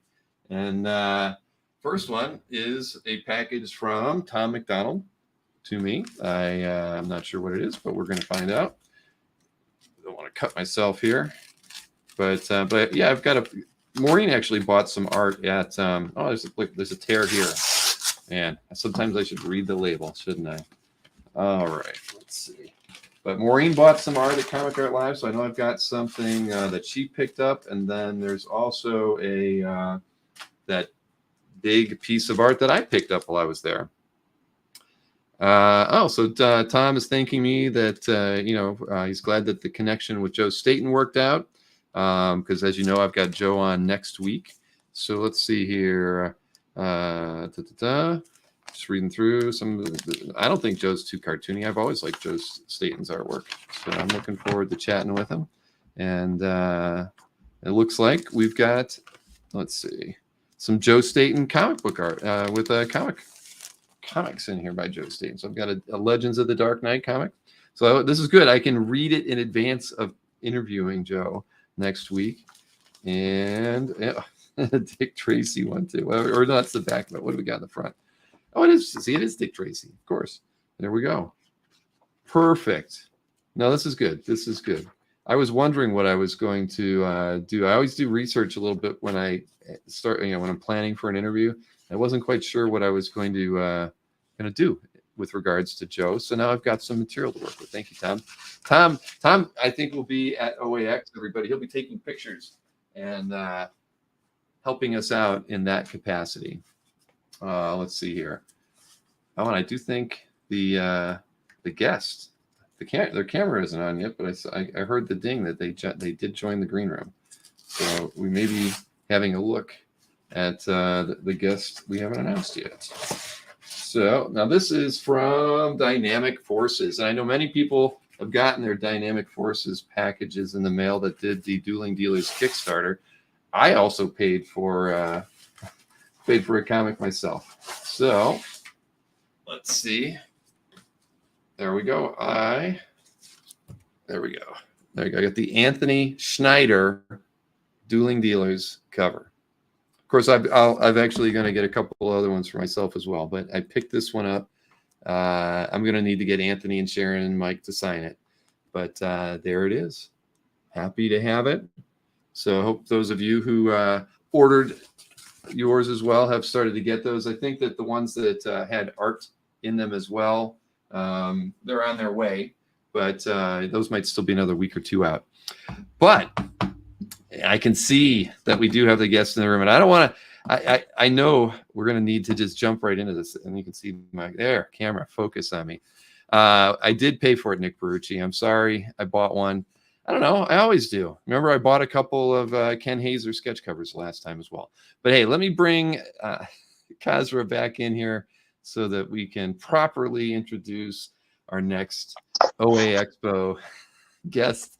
I'm very, very, very excited to do this, Kazra. Well, he hung up, and he may have gone back to sleep. So if he's in the green room, let's hope he's awake and dressed, or Yeah. All right. Well, we're going to find out if he wears pajamas or not, I think. But here, I'm going to switch some things around here and bring the man of the hour in. Bob Layton, world traveler. Are you there, Bob? Yeah, he's asleep. Bob! Yeah. Robert! Babyface! Oh God, I fell back asleep. I'm sorry. Hey. It's 4 in Wow. the morning here. You know your good side. You know your good side, don't you, Bob, on that pillow? It's the cool side of the pillow. Oh my God. Hey guys, how you doing?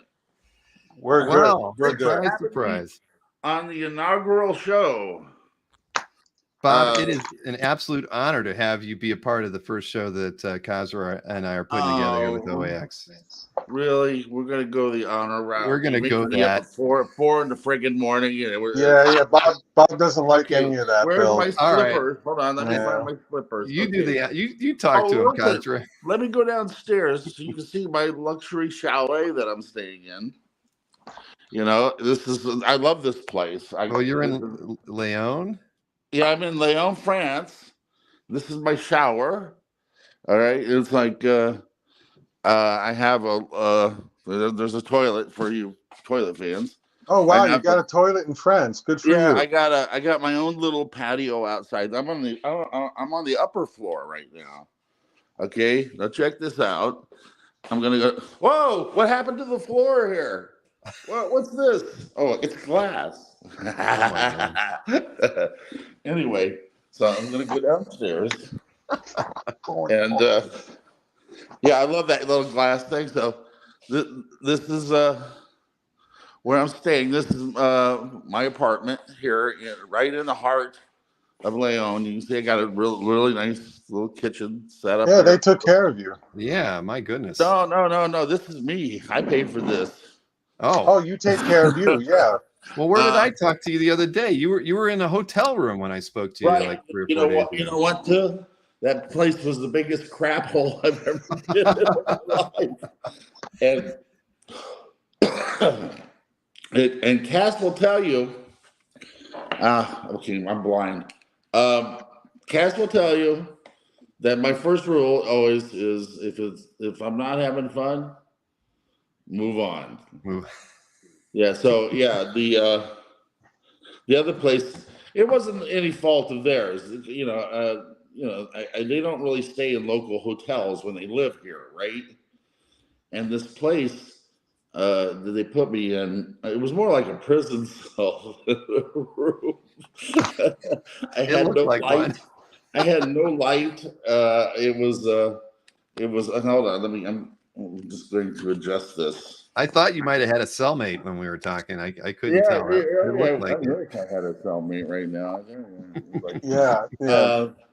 So anyway, it's a lot of people might not know you're on a kind of, what are you calling it, around the world birthday tour. You started in Greece for a month and now you're in France, right? I just wrapped up Greece last week. I was there for an entire month. Hefaristo to you guys. I absolutely love Greece. It's definitely on my list of places that I might wind up permanently. The economy there is a wreck, so it's really easy. The American dollar goes a long way. Yes. But I made some great friends there. People that I love now, and it's amazing. Plus, they want me to come back for some of the friends that I made there. One of them, he's getting married in September. So he asked me if I could swing back around in September. And if they do, they're going to get me, as a +1, they're going to give me one of the top models there. Tell me about Eva Fushka. Eva Fushka, man. Yeah, my God. Fushka? Yeah, I saw. Look her up real quick. I already looked her up. Are you kidding? I saw your videos. You think I care about Iron Man? I cared about Eva Fushka. I go to Andreas's wedding with Eva Fushka. That's like, okay, that's I could just end my life at that point. If I made a woman in a laboratory, it would look like Eva Fushka, okay? Yeah. Man, Bob. She's the host of a travel show. She's co-host of a travel show in Greece. She was formerly on the My Style Rocks. She was one of the evil bitches on My Style Rocks. And she's just gorgeous. And so they said, if you come back, we get you Eva Fushka for +1. And I'm like, okay. Well, yeah, your Soul Trip ends at the end of August, so they're doing the wedding right at the end of your Soul Trip in September. Yeah, it's September 8th, I think, is they're doing it. So, I was going to swing back via Maui. Okay, was the idea. I was going to go back to the States via Maui. I was going to rough it for a week in Maui, but now it looks like, well, also because the Helix looks like it's going to happen now. So I'm going to have to make a U-turn in Korea, come back up to Greece, and then go up to Sweden for 3 months. Or how Congrats, Bob. to shoot that's this awesome. movie, which we'll talk about, I suppose. How much time do we have here, Bill? I don't know if we have time enough to talk about Helix, but we got like 15 minutes. I think we can do. Well, we can. But I got to have you back. We'll talk about that on a later show. Then let's just talk about the travel here now. So yeah, I had an incredible time in Greece. I did the anniversary of Iron Man, the movie, the 15th year anniversary in May there. And they had Jason has all the footage of it. By the way, it was a wonderful night. Not quite as big. I'm gonna see him next week, Bob. Yeah. Not as big as Bob Layton Day was in August, but it was a pretty great night. I got to tell you. You know me, you put me in front of a crowd, and it's showtime, right? So it's great. It's a little harder here because all the Greeks speak English pretty much. But here in a smaller town like Lyon, I speak un peu français, I can tell you comment ça va, très bien, all that stuff. But forming larger coherent sentences is still a bit of a problem for me. Yeah. And my host is David Barnier, wonderful guy from Original Watts, publisher there. He's a regular CAF member. He's probably watching this right now. Speaks no English at all.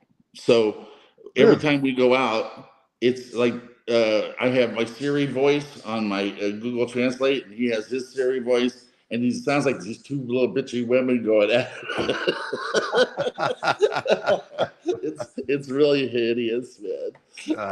But I'm sure the locals love having you nearby, right? Well, yeah. I mean, this is great. There was these like two little Muslim girls who were sitting next to us at a restaurant the other night, and they started giggling at us to the point. And it turns out that one of them spoke English, so she jumped in and volunteered to be an interpreter. But it's a little more difficult when David has no grasp of English whatsoever. Mm-hmm. And he's a wonderful host. You'll love this because you've seen him on CAF. I want to show you some of the prints that they had made up for my appearance here because I'm doing 3 different appearances here. These were originally. Can your viewers see that? Yeah, that's originally. Good. These were commissions that I did for him. And he turned them into prints for the show. Smart man. See that there? Well, he just asked you. He just asked you to do a bunch more, yeah. Super heavy stock paper. I mean, it's like really serious gloss cardboard. These are all like commissions I had done for him in the past, and he turns them all into these prints that'll be available at the show. So right now, it's 4:00 in the morning in Lyon, France, and I'm sitting in my luxury apartment here, getting ready for the events of this week.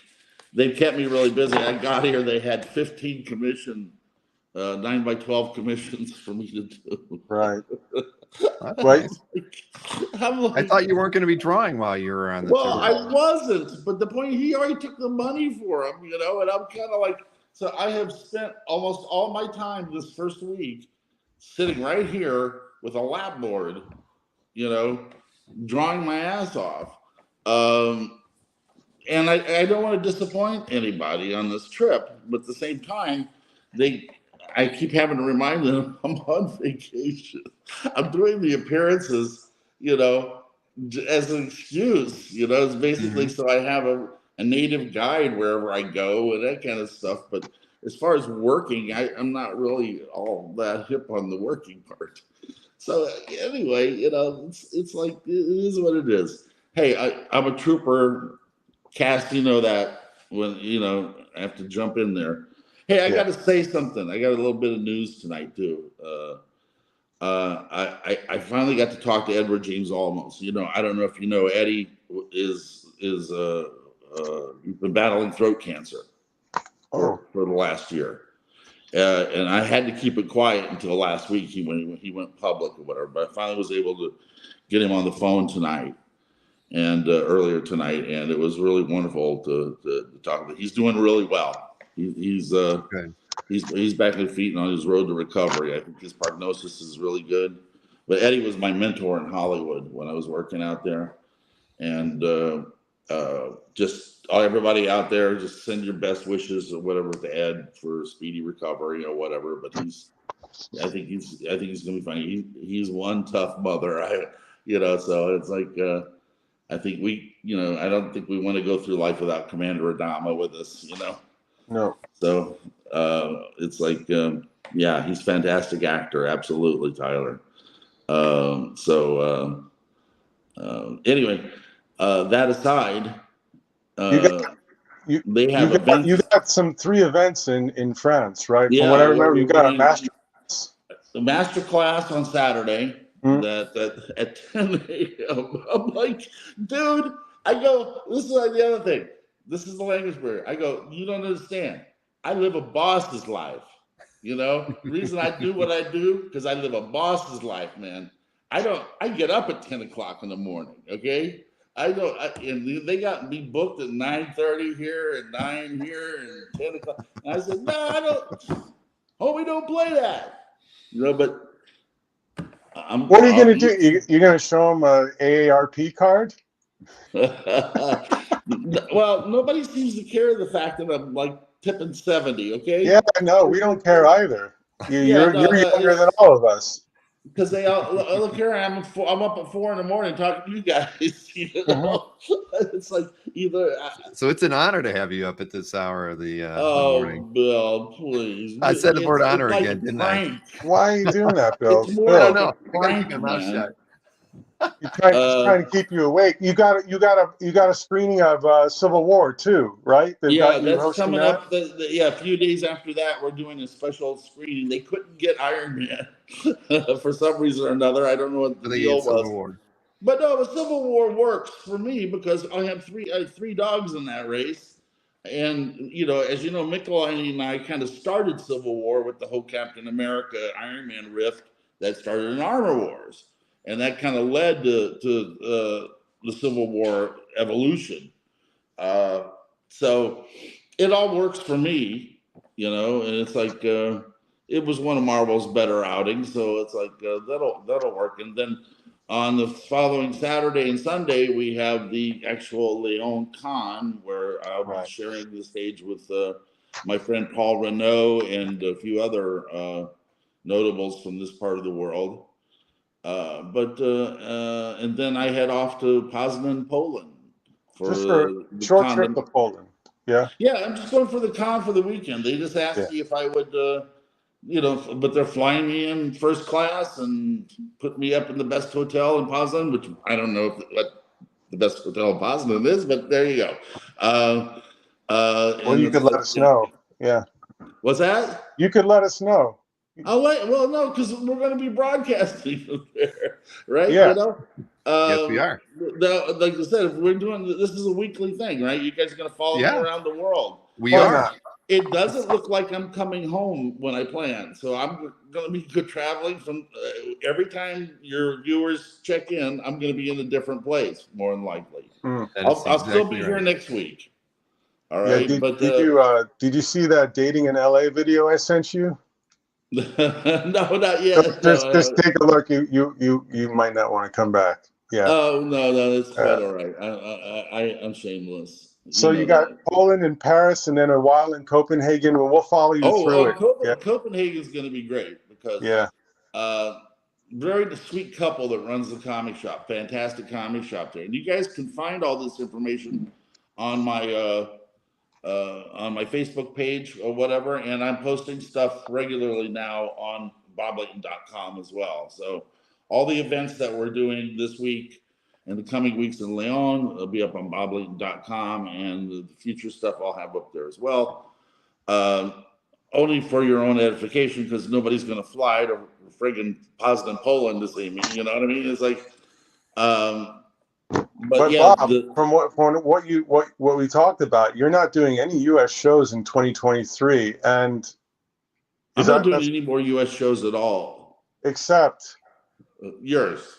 Thank you. Yes, what an exception in that role, because I broke the news to my daughter yesterday that I don't think I'm going to be coming back anytime soon. She's like, okay, just have fun. Oh wow. Apple and tree, yeah. Well, yeah, no, she's a busy woman, but she knows that, Castro, you've known me for 20 years. I've always been restless, and this, I hear I got this beautiful apartment in the middle of Lyon, France, right? I can walk down to, there's bakeries and all kinds of little shops here and there, and it's just, it's the world, man. Yeah. So, when I get to Copenhagen after Paris, I'm only there for like 5 days, right? Because my friend Dynamo runs Central Comics there. And when I sent out all these invitations that I was going to be in Europe or whatever, he's like, Bob, why don't you come to Paris? What's this? You don't love Dynamo anymore? And I'm kind of like, dude, I said, I've been to Paris. I've been to Paris 7 times. It's like I was trying to go to places I've never been before, but I didn't want to upset Dynamo. So I am coming to Central Comics last week of June. I will be doing 2 signings at Central Comics, and then I go up to Copenhagen. All right. Here's the beauty of this thing. It's run by a really sweet couple that has the shop fantastic there, right? But since the guys in Madrid got my hotel rooms mixed up, they booked the wrong dates for me to be there. I wound up with 11 extra days in Copenhagen. So I talked to my friend Hawk Osby, right, the screenwriter of Iron Man and the showrunner for The Expanse, right? He was in town for Gasparilla when I was in Florida, right? And he goes, don't worry. He goes, my family lives in Copenhagen. He goes, they have a yacht. You can stay on that. They have a 45-foot yacht, and I'm like, wow, okay, that sounds like fun. So I'm gonna stay in a hotel for a few days, and then I'm gonna move to a Hawk's family yacht and stay on the yacht for 11 days, and then down to Madrid, and do 11 days in Madrid, and then I do a long shot direct flight to Korea, to Seoul, South Korea, and I'm going to be there for 6 weeks, maybe longer. Okay. So, yeah. Well, depending on a few things or whatever. He's Joey Kroner. He, as you know, he's got the Iron Man variant cover. My new one, the first one I've done, first new Iron Man cover in 13 years. Yes. And it's a homage to the original Gene Colan cover. Yeah, Iron Man 1, yeah, but with the nano armor, yeah. He says it's selling like crazy too. He's offering it internationally as well. Plus, Joey is going to be the first CGC representative in Korea. Apparently, he's finalizing that deal as well. So It's going to If be you're eventful. Then Eva Fushka, and then up to Sweden, hopefully to start on the that's a Helix. that's a good 2023. And if you're up for it, I know the time difference sucks for you, but we'll check in with you, see what's going on, wake you Well, up each time. I think that it's fine. You know, I mean, we don't always have to. I mean, we can always kind of record a couple of them in We can do advance. some recorded ones too during the day and then play them here. Yeah, I mean, don't tell anybody that it isn't live. You got it. You got it. It will be our secret. Yeah, it'll be our secret. But that way, maybe hopefully I can do it on location some places. Okay, it's like that would be like really fun. Like what is it, Thursday? I'm trying to think. Next Thursday we'll probably be at the hotel getting ready for the Comic-Con, so I might be able to have some guest stars for you if we do that. All That'd right. be great. Okay. You know, but we'd have to shoot earlier. We can do that.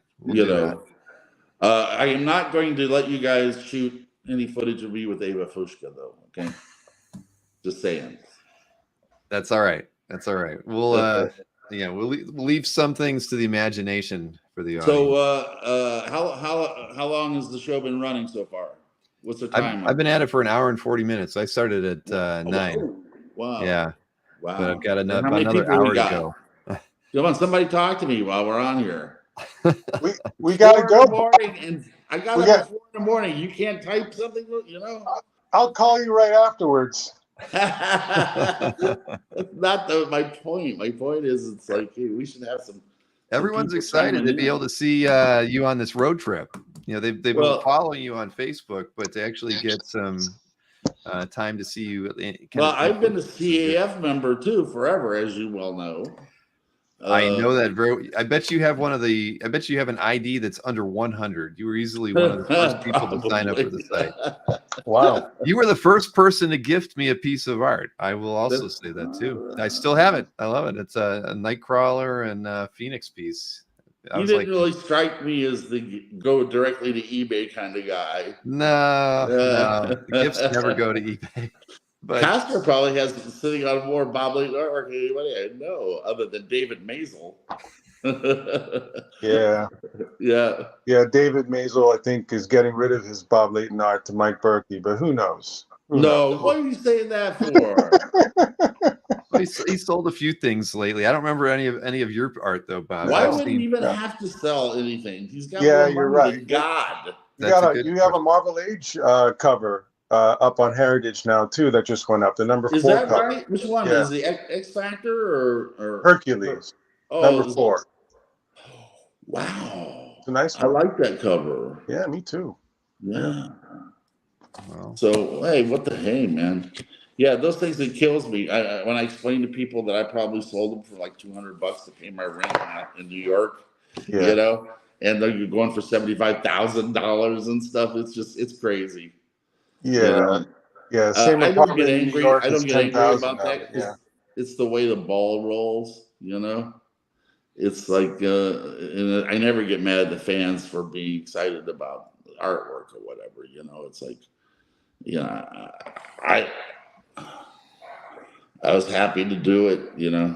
Like you said, I always said, you know, Cass, I always said we're always like the old football players with leather helmets, man. We did it for the love of the game, man. It was never about the money. Yeah, and you still got your brains intact. Here we go. How about that? Well, that's debatable, but okay. Well, you're still one of the most prolific commissioning artists out there. You know, more pieces pop up on CAF every week by you than I think anybody else. And that's probably over the last 15, 18 years. So I don't know how you do it. I always had one rule. Is like, do something that makes money every day. That was Dickie's rule. Do something that makes money every day. And that always sticks in my head. Like I said, I did 15 commissions sitting at this table in the last week. Okay, I haven't posted them on CAF yet. But it's like these guys had a list as long as my arm when I got here, you know, and they already took the money for it, so I had to do them, you know. I felt like I didn't want to leave them hanging because they were being so nice to me here, you know. Yeah. Now, granted, not everybody's paying for my trip, okay? I want you to know that I paid for most of this myself. this wonderful Airbnb that I'm in is paid for by me. So was the one in Greece. But like I said, part of the after sitting in my apartment for two years with COVID, I just piling up money from doing commissions. I just said, I'm going to get out in the world. As soon as this is over, I'm going to get out and do some living, man. Yeah. While I'm still young enough to do it, because my 70th birthday is coming up. I know it's hard to believe because I'm so good looking, but it's actually true. Yeah. And I'm gonna officially retire. Well, not from comics. I'm gonna put in my retirement so I can get my government money that I've been paying into for 70 years. Sure. As soon as I get back to the States, I'm gonna do that. So when is our gig? When is our big con? It is the 26th through the 28th of January. So you make me come back in the winter to horribly cold Florida. Compared to Greece, maybe. Sweden. Yes, I'll be in Sweden where the sun goes down at 2 in the afternoon. Right. Yes. So I will gleefully. I'm going to come back for Christmas anyway. I kind of told Shauna that I'd be back for the holidays. All right. Good. So even if she's not there, I'm going to come back. I'll be with Jill and Jason. So it's like because they have a pool. They have a heated pool now. Bob, we're holding everybody up because there's a lot of show left tonight. We're going to keep them up past bedtime, midnight, whatever, pumpkin time. So you should put me on last. That way. You're right. You're right. We're going to wake them up late. Well, that might be better for you because it'll be closer to when you should be waking up. Wake it up, yes, because God knows I get up at 6 in the morning. Yes. Thank you. No. Thank you for getting up today. Thank you for falling back asleep. Thank you for getting back up. I could not let this go doing your inaugural show without making a live appearance. You know that, brother. So tell everybody out there I'll still be in Leon next week, but hopefully I'll bring some guest stars along with us for the next installment. Okay. Looking forward to it. Marcus says he can't wait for more Late Night with Layton. So, me too. All right, man. Thank you so much for having me on your first show. Thank you, Bob. We appreciate it. Right. Love you guys. See you, brother. Okay. I'm going to drop off immediately with apologies to Chris Snorick. See you guys. Hey, we're going to be speed doing the calf picks soon. All right. See you, Kazra. Thank you. See you. Yeah, talk to you. All right. Well, we're not going to Kazra yet because I've got, or not Kazra, too. See, it's man, I need some rest, I guess. We've got other things to do. I've got Kevin Sharp in the green room. I told him to be here at 10:30 Eastern, so I'm a little bit late. But we've got just like we're going to have the traveling show with Bob Layton, which is going to be great. We're going to hopefully have him on in one way or another every week until the end of his trip or thereabouts. We've also got a new segment, and so I'm going to bring in Mr. Kevin Sharp to talk about that with me. Hey, Kevin, how are you? Hey, Bill, what a night. It's been a very busy night. You know what? My philosophy is if I am the least interesting person at the party, that's a party I want to go to. That's usually my position when I go to things. As long as I can just kind of stay out of the way and let everybody else do their thing.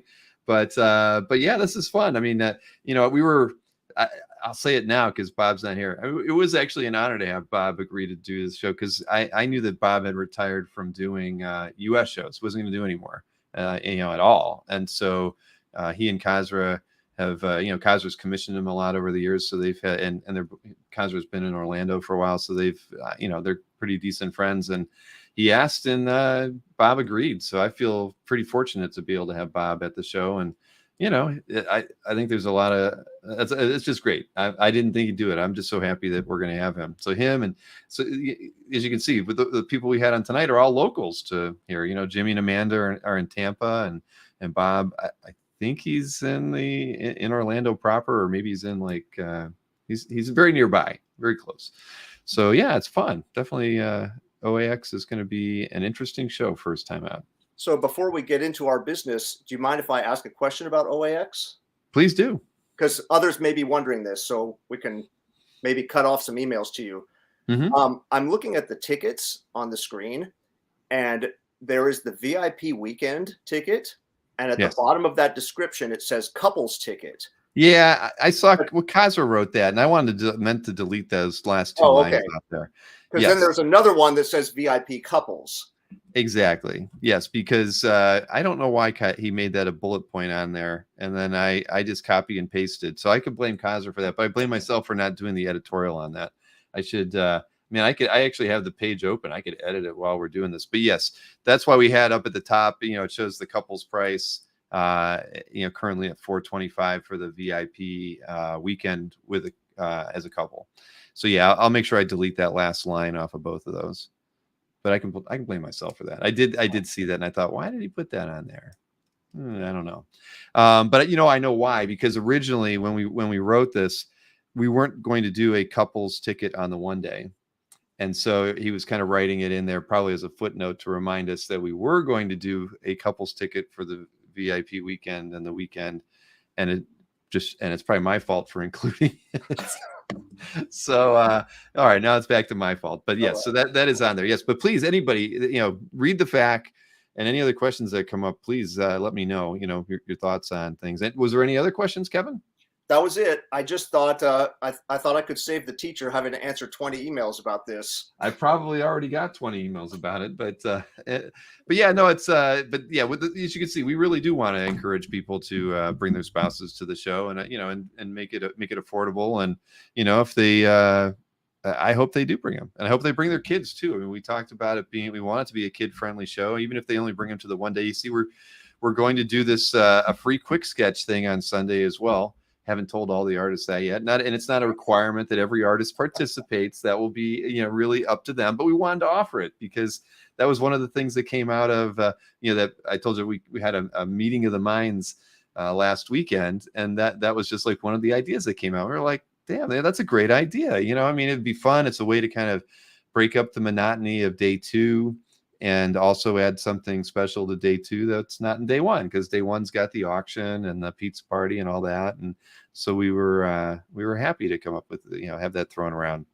And and Dino had some great ideas too. I can't wait to talk about those, but like they're definite icebreakers in meeting new collectors, because he's been to many a trade show, I believe, and so he knows the tools of the trade and the tricks that are done to kind of facilitate conversations amongst collectors. And again, that's what we wanted. And I'll be honest, when we went into that conversation, we still hadn't thought a lot about panels. I don't think panels were a big priority, but in talking to in the group, they were talking about, well, we should do collector focus panels. They don't always have, we could have some artist panels too, like you'd want, but why not have Jeff Wedding up there talking about, how to properly store your artwork or something along those lines, or, what I mean? Having collector-centric conversations, I think, would be good. I mean, it would give new collectors a reason for going to the show.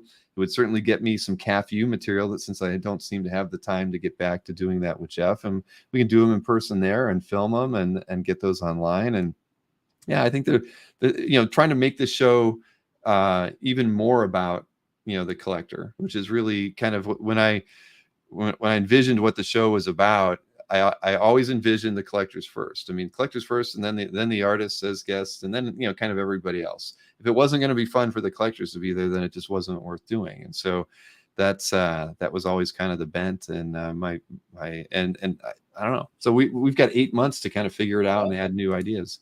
Very curious to see the gender balance of your attendees at this show, other than plus ones from these tickets, because we could all probably speak candidly that this habit or this hobby skews male. Mm-hmm. Would be fair to say. Exactly. And so unlike a New York, San Diego, C2E2, where there's a bunch of stuff to attract anybody who's interested at all in geek culture, an OA-centric show, I'm very curious to see what the audience looks like. Yeah, same here. Definitely. And, I'll be curious to see. There's a lot of local collectors really, I can say local, but between, say, Miami and Gainesville, there's a lot of, but particularly in the Orlando to Tampa area, I met a lot when I went to MegaCon, in the spring. So we're going to draw, I think, pretty well from just that area, but I think it's a show that people will travel to, and I hope it is a show that even Europeans will want to go to. I mean, Italians love Disney and the mouse, right? So it's right next door, so you can kind of get your OA fix in and then go over to Disney and hang out for a week. I mean, I think that's good. Trying to read through, the Jerry Bourne says it'll be a sausage fest. More than likely, it typically is. But what are you going to do? It is the nature of our hobby. Robert Berman says Lake Como is largely a male attendance, and yeah, we know. The dress code will not be Speedo or diaper, Marcus. But yes, Mr. Berkey will be there. He's already agreed to do it. He's just figuring out how to get all of his art down there. But I think we have a plan for that. Anthony's going to be there as well. I have talked to a few other dealers. It's I would assume within the next month I'll probably get some commitments from them. I've talked to Heritage, reached out to me, and Comic Connect has reached out to me, so I put them on the site already because I know they will have a presence there. So yeah, I mean, I think I know we're way ahead on the calendar, but for people who I've talked to about this show who aren't familiar, they're just going off my description because the website didn't exist, right? Right. I didn't know whether to say, is this a show where it's literally just tables of artists? Will there be dealers there? I didn't know how to describe it. So now that there's an official site, I won't have to. Correct. And it doesn't have everything on there. We don't really talk a great deal about, the exhibitors, but, there will actually be a collector alley. So that, rather than artist alley, because they will be in the minority of having tables, but we are setting aside a designated number of tables for collectors who want them. There will be round tables in the room, a lot like I did in Columbus, so collectors have a place to sit, hang out, pass portfolios back and forth, and do their own thing. So there'll be, the economy in the room will be interesting. I think you'll see a lot of collector to collector activity going on, plus patronizing the artists that are there. So I really want. I just think it's going to be a very dynamic environment, and that's precisely what I want. But of course, I want the artists patronized as well, and that's why we're going to really work on the balance there. We wanted to get the ticket sales out early, knowing where we want to be initially with the number of artists, and then as things progress, we'll decide whether or not we can bring in more. Right at the end of the day. So, but we want to make sure they're busy and do well too. We want everybody to walk away happy, one way or another, whatever their goal is for the show. Right. Yeah. So let's see. Suntanning booth. That's just outside, Rich. You can get your suntan just by stepping outdoors here, typically. But hey, so Kevin Sharp, you're here, and it was probably like 3 months ago when Kevin. I don't recall if it was whenever I was last on the filling in for Chris, and you and I talked after the show. That's right. Yeah, and I had said, because Kevin does a lot. He's a great writer, great interviewer, and you've been doing this for a long time, and so I said, Kevin, I'd love for you to do something with the channel, and anything. You pitched that to me at Baltimore last year. Oh, that's right. It was that's right. We did talk about it. We were walking the halls looking for a Diet Coke. So you remember better than I, but yes, that's true. We did talk about it there, but it's just, because I've always wanted more people to be involved with the show and, or the entire channel. And how do we do that? And, I just know that you have a lot to offer. And I just said, whatever, can you think of anything, whatever it might be? And it took a while, but we came up, you've come up with this wonderful idea that we're going to present to everybody tonight. It may not be exactly as you envisioned it because I didn't show it to you. Right. After. So for everybody who's watching, this is Bill and I's first draft. And so just as the brief setup, the segment is called A Page I Love. And in my professional wanderings through various entertainment fields, one thing I've always been interested in is talking to artists in whatever their discipline is, about their favorite work by other artists. So if you're an actor, professional actor, who's your favorite actor? If you're a novelist, who's your favorite writer, etc. And so I talk to so many creators for the various press things that I do that the idea was, let's let every creator for this segment pick I didn't want to tell everybody to pick their favorite page because that causes mental freeze up. Because then you think like, well, I'm committed forever. If I say favorite, lock it in a bank vault, chisel it in marble, I can never change. So instead, I just called it pick a page that you love and talk about it. It was that was my pitch. And To you've already Bill? got, and you've recorded many of these too. And Yeah. And the thing is, I've got a queue of them recorded, ready for Bill, and I've got a queue of RSVPs we have not recorded yet, including someone who has been on this show tonight. that is very true. So so we're gonna do this. It's more podcast than live interview, but I tried to move a few things in here to make it a little interesting. So we're gonna go play this one. So this first one, I hope it's more than a little interesting, but okay.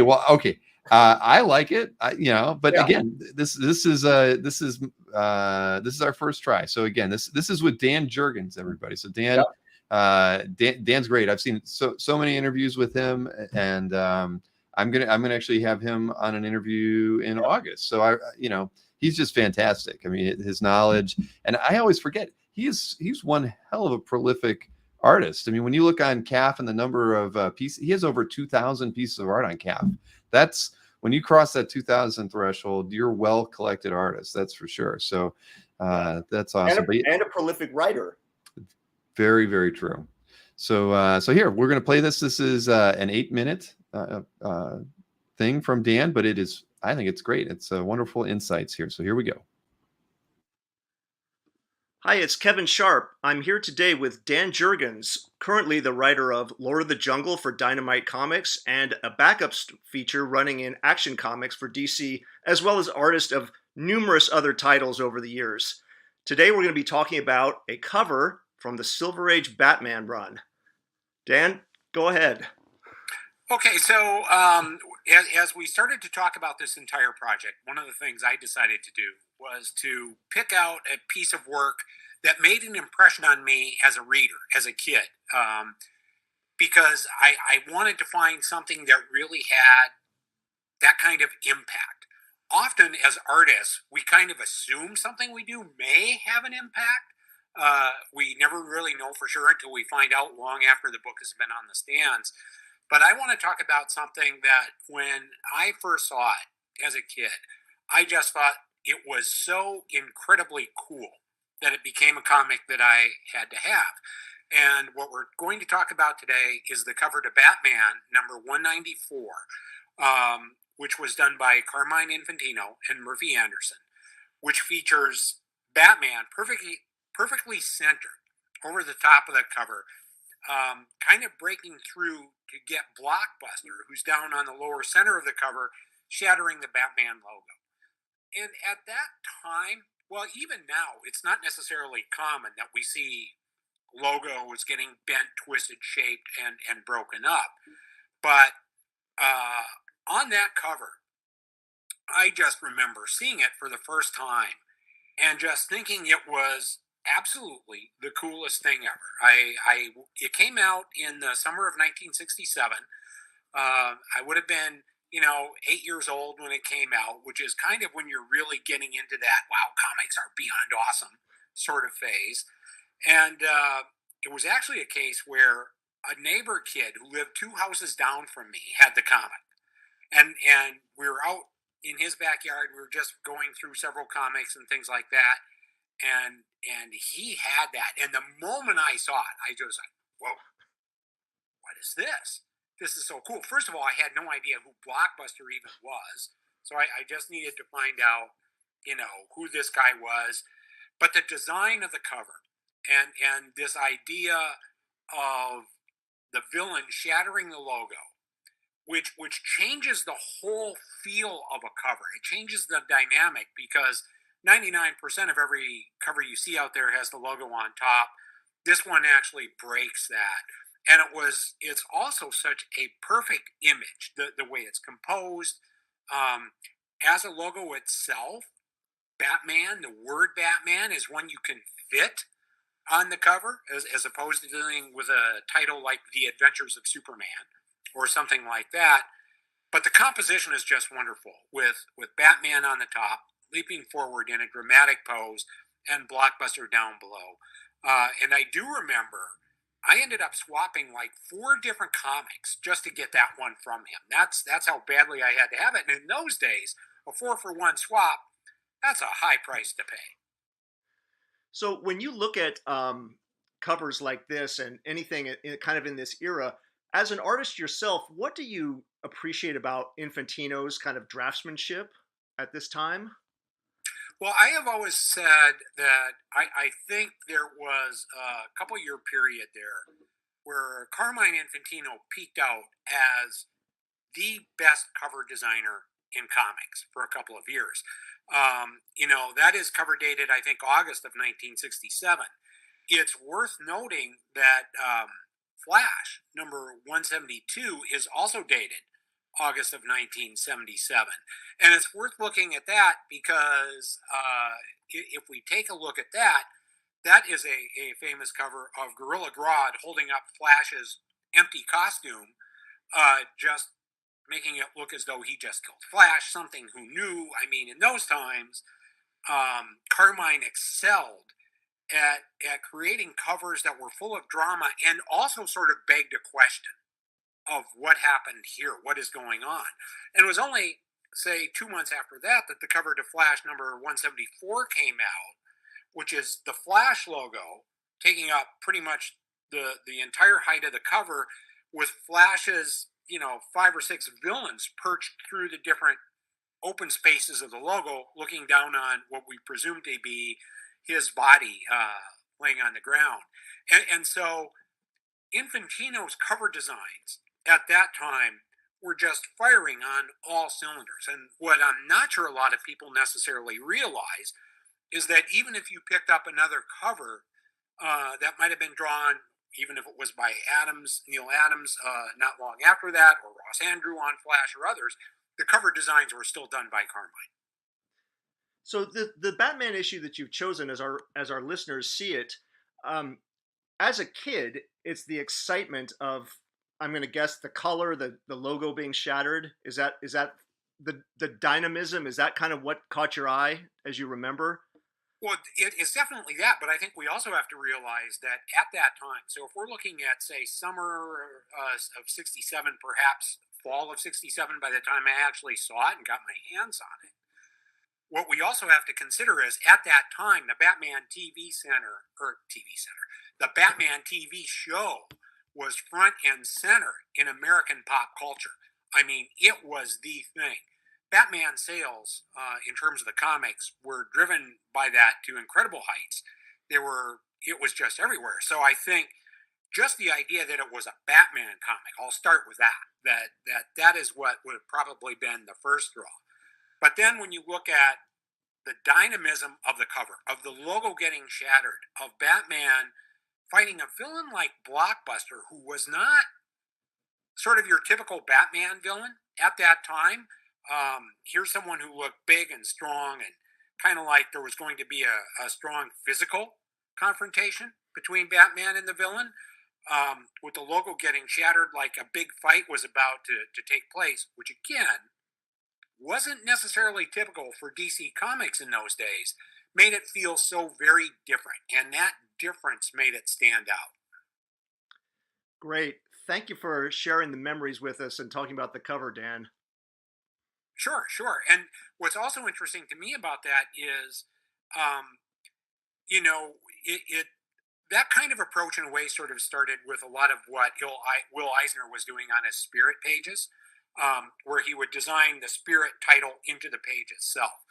But beyond that, there have been many great cover approaches that sort of followed that, whether it was Thor 37, where Walter Simonson has Beta Ray Bill, shattering through the Thor logo, or even not long after this would have come out, Steranko's famous Hulk special cover, where the Hulk is bent over and the Hulk logo on his back.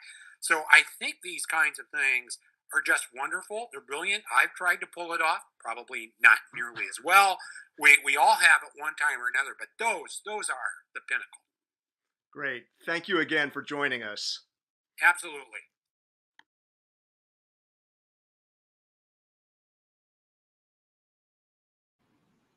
Well, I did okay. You did okay, Bill. Well, that's good. I wasn't sure. I just figured I'd try something, but hey, but we did want to mention that Yes. yes, and this is related to Mr. Nick Perucci too, right? Yes, Dan is writing Lord of the Jungle, and the artist name, I think it's Benito Gallego, and Nick can jump in if he's in the chat and correct me, is really, as I said to Dan when we were off the air, is doing an amazing job of channeling the spirit of John Buscema on that Tarzan book. Yeah, well, that's cool that he's working on that. But that was part of what we wanted to do here, everybody, was give a little bit of PR for the artists who chose to take the time to do this. And the list is long, and we're not going to tell you who you'll get week after week, but they're all quite impressive. And again, that was really fun to hear Dan talk about that. Yeah, and there are, as I told to Bill, for everybody who's listening, there are some artists who I'm having to hold back in reserve because the project that they want to promote has not been officially announced yet. So we can't run the segment, although I'm dying to. They're really good. And yeah, Chris says Jimmy Palmiotti should do a segment for that too. Yeah, definitely. Well, Chris, it's funny you mentioned that.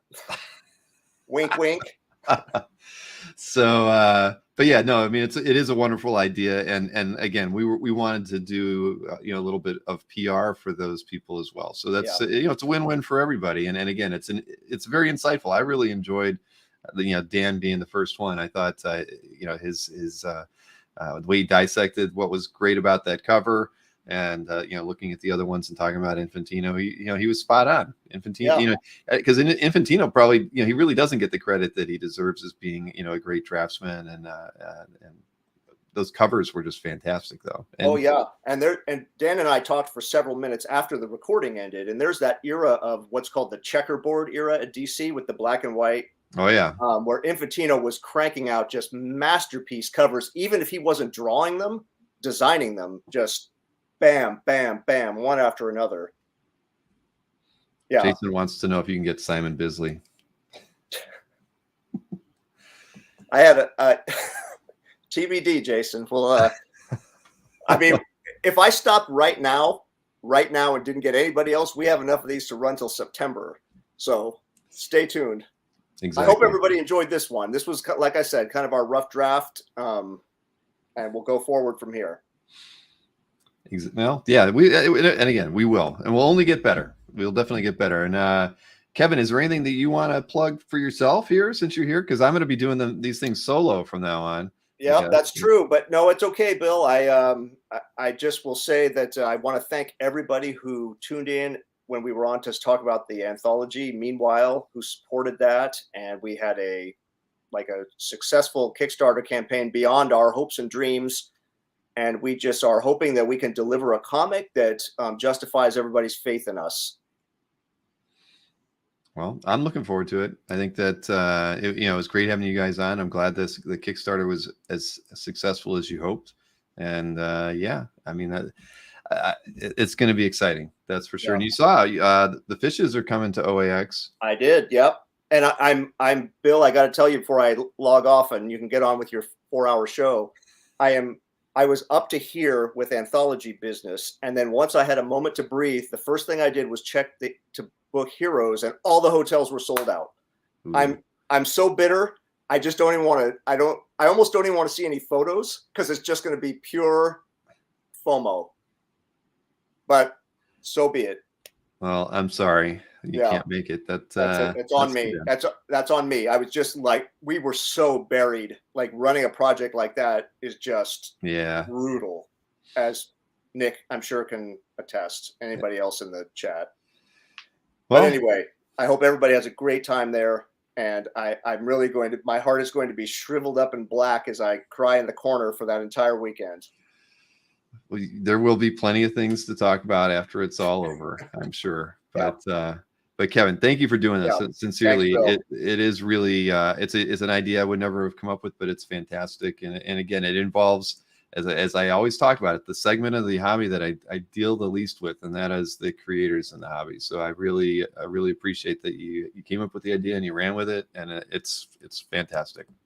Well, I hope everybody enjoys. We've got some great guests coming up, and so stay tuned, is what I can say. All right. Thank you very much, Kevin. All right. Have a great night.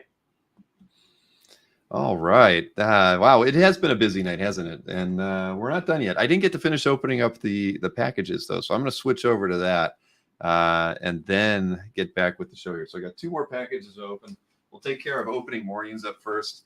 Better move this Coke. I don't want to spill it on the desk here. So Maureen picked up some artwork during Comic Art Live. She bought it from James Mealy.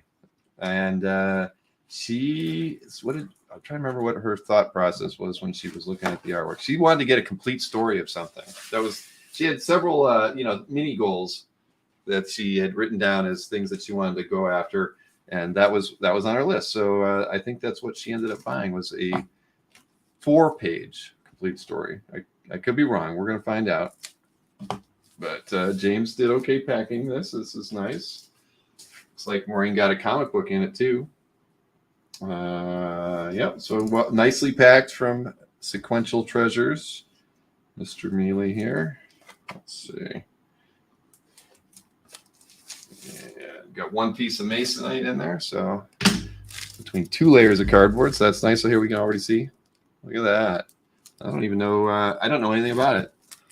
Dan Parent. Okay, so it's a Dan Parent story and his pencils. Bob Smith inks.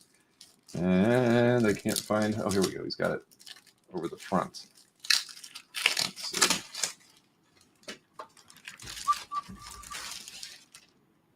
All right. So I always like Dan Parent stuff. So that's page 1. The trail is closed due to flooding. Hey, this is like a Aranga story. Look at that. Right there, falling right into the water, except she wasn't even driving a car. So that's nice. That's the second page. We got some hippies here in the bottom one. After they got chased by some bees on page 3. And somehow they're back at the, I don't know, somebody's mansion or something. And then the end. So it's a 5-page story. And congratulations to Maureen. She's now got her first complete story. That's awesome. Hey, Aranga. Good to see you, man. You're never going to be able to live that down, my friend. Never. There will always be a reminder of you going in the water. All right. So, man, this thing, I'll tell you, this was shipped on Friday. And it's funny, this thing looks like it went through hell to get here. It was shipped today. No, was it Friday? Yeah, it was Saturday. I don't know. It was Friday. Anyways, I just got this yesterday. So it's a little nerve wracking because it didn't leave. It was shipped from California, and it sat in California for like 2 days, even though it was a 2-day delivery. Yeah, you can see it. It definitely got, I mean, look at that. It looks like it was driven on. Now that I'm looking, I didn't really look that closely at it, but the duct tape that was here on the front and wrapped around, it was driven on so hard that it actually took the edge of the duct tape off, but it is still intact pretty well. And let's see, I'm gonna open this one up carefully because as everybody knows, this was the biggest purchase of my entire collecting life right here, and I still haven't picked out what art I'm going to sell to make up the difference here, but I'll figure that out eventually. It's recycled. I don't know. No, I think the duct tape was on there before. Let's see here. So, all right. So very good. You got the painter's tape in here. Done 100% the proper way to make it easy, except no pull tab on it, but that's okay. So we all know painter's tape is easier to get the art off. The art is not damaged. That's the good thing. Just the masonite. Come on. All right. Yeah, and I knew going into this that a couple of the word balloons were loose. I don't think I'm going to take it out of there. It looks like he put a piece of tape over the top of it anyway. So let's see. I'll probably get that in there. Okay, huh? Yeah, there you go. There's my Dave Cockrum Uncanny X-Men 150 end page. So we got look at that shirtless Cyclops there, Marcus. You got Storm in there. You got Wolverine. You got Nightcrawler, Kitty, Colossus. Yeah, end page to issue 150. That is sweet. I am happy. I have now righted one of the wrongs that I did many years ago when I sold all the Cockrum X-Men pages that I used to own, and now I have one. So Robert Berman says second issue of X-Men ever read. Well, I mean, one of the cooler X-Men covers too, right? From issue 150. There it is, man. Now I'm very happy. Thank you, everybody. Yes, that is awesome. Because I know that I will never own a Byrne X-Men page, but at least I have a Byrne Phoenix convention sketch, so I can say I've got that from period. The worst kind of Cyclops. Okay, bootlegging. Anyway, so there you go. Very, very happy. That's that was I think I used to own 5 or 6 Cockrum X-Men pages from I think I had a couple in the 140s and a couple in the I don't even know. It was a couple of the Brood. I had the best Wolverine fighting the Brood page ever by Dave, and let that one go. Anyway, so happy days, as Mr. Berkey would say. I have now got that done. All right, now time is of the essence here. I have one other video that I wanted to show today. Rather not make that wait, because Dino sent me this really fun video, and it's about the wonderful Hall of Art that he had. Of course, he sold some art during Comic Art Live, but he picked up some fantastic pieces too. He talked a bit about those when we did that, nice pieces still out there available show as a panel on Sunday afternoon, or that was really Sunday evening. But he also put together this little video, and it's fun. It's classic Dino. And, it should give you guys some ideas, too, when you have an art day like this to we had Jason on last week where he debuted the Cyclops Bachalo page, which was very nice. And so Dino is doing his own sort of debut with this little video here. So it's only a minute long, but I know you're going to love it.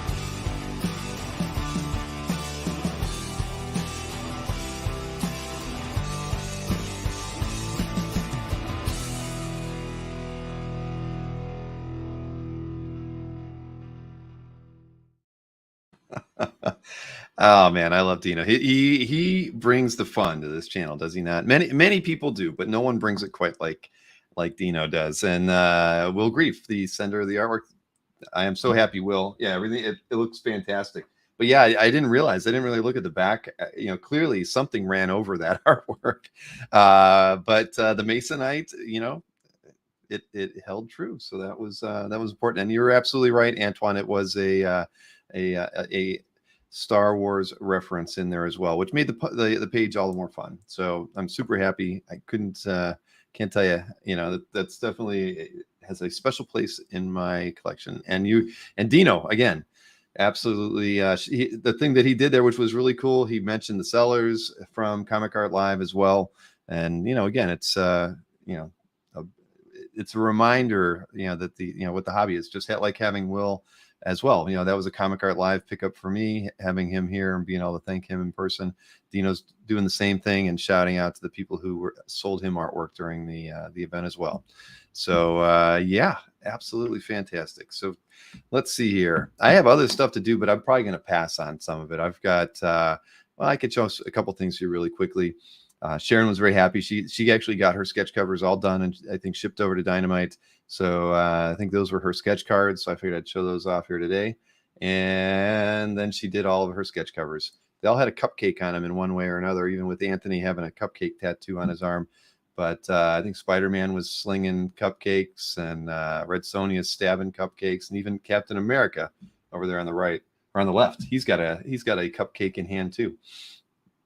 So I don't know what our man was doing with cupcakes, but he probably had a few there as well. And then there were some. Gosh, I don't remember if we talked about it out. Yeah, no, we did when we had Chuck Costas on, and we did that preview for the benefit auction for Ringling. And Mr. Easy Go Lucky, John, he actually went over to Prop Store in LA, I believe, and met with Chuck Costas and picked up the art there. So here's some pictures of John going over there and picking up his stuff and getting a tour from Mr. Chuck Costas. And Chuck's been on the show before. I'm sure everybody knows Chuck. He's the taller of the two gentlemen in these photographs. I don't know, who that character is behind Chuck in that photo, but it's an interesting photo there. And then what was the other one? There was another photo here. Yeah, with the Dark Knight right there as well with Chuck and John. So nice to see them both out and about at the Prop Store offices in LA. So congrats to John, and thank you, John, for supporting that auction as well. I mean, there was a lot of good art in there, and it all was going to a good cause, supporting that scholarship fund at Ringling. So awesome with that. And I have been talking with Chuck Costas a bit of late. He's going to be on with a preview of the latest Prop Store auction that I think just started, but they have a lot of art in that one. I haven't got a chance to see it all, but I think we're primarily going to be talking about the comic art and illustration art that's in their latest Prop Store auction. And Mr. Easy worked on the art, right? Remember that one poster or print, I think, was one of his pieces. So let's see. Jewish Dragon says, what do you think is a reasonable amount of time to wait for a CAF Live seller to contact you after payment? Well, I mean, if you paid, so you had communications back and forth with them until you sent the payment and then you haven't heard from them? I don't know. I mean, you should hopefully hear pretty quickly. I mean, maybe they're not the best seller. Sometimes that is one of the drawbacks of Comic Art Live. If you have somebody who's not used to being a seller, they don't think about, maybe they have already shipped the art and they just didn't even bother to tell you. But I would always shoot them an email just to say, hey, you got my payment, and what's the ETA, blah, blah, blah. Make sure you get your tracking information so that you can follow up with them. Chris Nork says, Zach is definitely coming to OAX then, right? Well, I did ask, but it's probably not, at least not right now. But I made it known that when Zach is open to, because I think he's doing, he was at CGC a year ago, so he's still doing signings here and there, but he's not really doing sketching anywhere. And so I said, if the goal is only signing, if he was in town, I'd love to have him just stop by. I think it'd be really cool. I'd find a table for him to sit at if he just wanted to come in and hang out. But formally, I couldn't have him out because we're not going to have enough people to pay for signings to make it worth his while to come out. But he has a lot of friends in the area. He used to live here, and he has something going on near that time frame. And so I just let Chuck know that again, if he's in the area, he can come by, and we'll be happy to have him. And I said, as soon as he's ready to ever do any sketching, for like pre-con stuff, which is what I was trying to pitch him on, or or maybe doing sketching during the show. I said, let us know, because I would do whatever it took to get Mike Zeck to come out to the show. So we'll try. Doesn't Zeck live in the Philippines? I don't know where he lives. I know that he's, I think he's still in the States though. So anyway, we'll see. But Chuck knows a lot of artists. That's why, I was talking with him about a few different people. So we'll see. Trying to cross off all the lists, or maybe I can get to them all. I guess that was it. And then the only other thing to mention is, of course, Heroes. We talked about it a little bit earlier. It's 2 weeks away. So as you can see, on the 15th, literally 2 weeks from today, we will all be probably leaving the Super Abari Game Bar, because it'll be 11:30, and it looks like they go till 1, but we all have to go. We have a con to go to the next morning. But as you can see, George Hodge from Jack the Radio will be there. I don't know who Moon Man is or Natalie Carr, but they'll be there too. And then look, lower right, that's me. I will be there as well. I'll be part of the kickoff party at this event next Thursday, sponsored by Sierra Nevada. So I know I'll be having a few Sierra Nevadas while I'm there. And but we had a great time there last year. I know you can see it says it starts at 5 and goes to 1. Coswer and I are actually driving up from Orlando, so I don't expect to get there until about 7. That's what we're shooting for. So, you know, you can be fashionably late or be on time. It's up to you. They do have food trucks, food vendors there, just like they did last year. So if you get there early, you'll still be able to pick up something to eat. I do think that like by 8 o'clock, all the food trucks had left. So if you're not going to get there early, you should definitely eat dinner before you go over. And because once you get there, then you'll just be drinking. Exactly. See, George is he's in the chat. He knows. And that's right. Matt Allison and Aaron Connolly will be there as well. And that's going to be exciting. We had them on that show with George not too long ago. And I love both of those guys. Personally and as creators, make great art. And I saw, where was it? Yeah, I do have terrific hair. That was when I had the longest hair I think I've ever had on that picture. I got to get a new one out there. The best. Let's see. Sorry, I'm just trying to read through here on everything. But yeah, Jewish Dragons. You know, if you have a problem contacting somebody, you know, you can always shoot me an email. I don't mind. You know, seeing if anybody has any problems. You know, that I don't mind trying to help out here or there. You know that at the end, I'd rather not, but I don't mind doing it. What else we got here? So everybody, I look like a folk singer, huh, from the 70s. Yeah, probably do. The jean jacket, right? That didn't help. But anyway, so there you have that. And then outside of all that, I mean, I'm looking at the schedule. I didn't add anything new to it. The only thing I did was I did fix Amanda Connor and moved her to the 9th. So 0909. September 9th, Amanda Connor will be an art sale that I'll be running on a Saturday afternoon at 2 o'clock. Oh, you know what? Oh, I forgot about this. I got a package from Dan Brereton. Let me see here. Where did I do with that? What did I do with that? Huh. I did get a package from Dan Brereton, and I don't know what I did with it. It had a couple mystery sketches in it. It's got to be around here somewhere. See, that's what I get for not being prepared. Maybe those will have to wait till next week, or I'll just ship those out.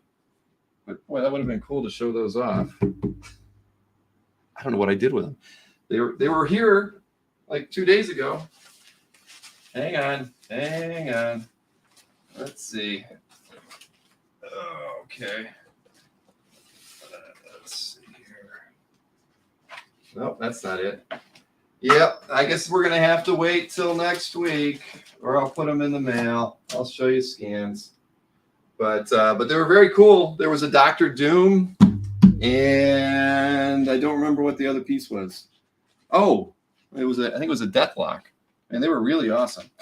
And I don't remember where I put them. I think I actually put them in a portfolio for safekeeping. And yeah. Oh well, sorry. I'll show you scans another time. But yes, a Dr. Doom. Somebody who asked for a Dr. Doom, and somebody asked for a Deathlock, and they got Dan Brereton got them, and he nailed them. They were awesome. I just can't show them. Damn it. All right. So, you can see, yeah, I tend to wear pants when I do this show. I know Anthony Snyder does it. I got to look one more time because I wanted to show these things to you guys. Man, I'd set them aside so I could have them ready, and they're not here. Doggone it. Nope. All right, I give up. I'll show you scans next week. Anyway, so there you go. So Rick Welch, yeah, you may have gotten the Deathlock. I have to go back and see whom I sent those to. But yes, Deathlock was awesome, as was the Dr. Doom. So, all right, cool. Then I think I can scratch all this stuff off. I'm not going to do the Heritage update tonight. I didn't include it in the mailing. I actually picked the pieces. There was an Ian Churchill X-Men cover. There was an Alex Nino piece that kicked all kinds of butt. There was this really, really, really cool Al Jaffe collection of stuff that is probably going to go for next to nothing. I'll just like show that because I've actually can throw it over there. It's all these small sketches. There's a few pieces that were like production art, but it literally says there's 79 pieces of art in this thing. And as we know, Al Jaffe recently passed. But I mean, look, I mean, all these little spot illustrations, and I don't know what the heck they were used for, and most of them aren't signed, but still, that's definitely Al's work. So I think it's kind of cool. I wouldn't mind picking them up. I mean, what's it going to go for? Like a couple $100. So very nice. But yes, there was some cap art out there that I thought was good. But there was a Nino piece, and there was a Will Eisner sketch, Matt Wagner, John Cassaday, X-Men with, what was it? Emma Frost and Cyclops getting out of bed after doing the deed. I think there was some good Plug, some good Diodato, and Gray Morrow pieces that I liked. So anyway, that's all that. So Chris, I'm going to show the EXP right now, and then we're going to do the CAF update because I'm going to skip everything else. And I'm going to let you do, we're going to run through this thing faster than we've ever done it before. But EXP tomorrow at 7:00. Nick Barucci, as you know, I've got his preview right here. So let me play it for you so you know what to expect when you tune into his show tomorrow at 7 p.m. Everybody, this Friday, June the 2nd, 7 p.m. Eastern, as Sony unveils Into the Spider-Verse. I can't do it. It's Across the Spider-Verse. Across the Spider-Verse. We, on the Experience, at 7 p.m. Eastern, have you covered. And what do I mean when I say have you covered? I'll get to that in a second. But if you were here a few weeks ago, we had Spider-Man number 7 with the first Spider-Boy. The entire issue, every single page sold out. But if you missed it, we've got other art. So we have you covered. Get it? I'm about to do the pun. Amy's rolling her eyes. Let's just get into it. Here are some of the covers we're going to have. Why don't we... that's not a cover. Why am I putting that there? Let's start here. Nope, that's not a cover. Hold on. Let me take a breath. We have the cover to Spider-Man number 4 by Bagley, featuring so many different spider beings across the Spider-Verse. Then we have the cover to number 7. Bagley wasn't selling it at first, but finally he decided to sell it. We'll have it on the air. We also have this gorgeous cover to Venom Island number 22. Wait till you hear the price. This is one of the lowest prices you'll ever get on a Bagley cover. Plus, we've got this splash from Edges of the Spider-Verse number 3 with Bagley featuring the Gorilla Kingpin. They must be reading The Flash these days. Plus, we've got interior pages from Spider-Man number 8 after Spider-Boy's appearance, kind of reminiscent of Spidey 26 from the 90s when Spidey had the Phoenix fire coming out of him. Check out this great splash from issue 8, page 20. We got issue 8, page 11, issue 8, page 10. Look at this! Peter Palmer returns.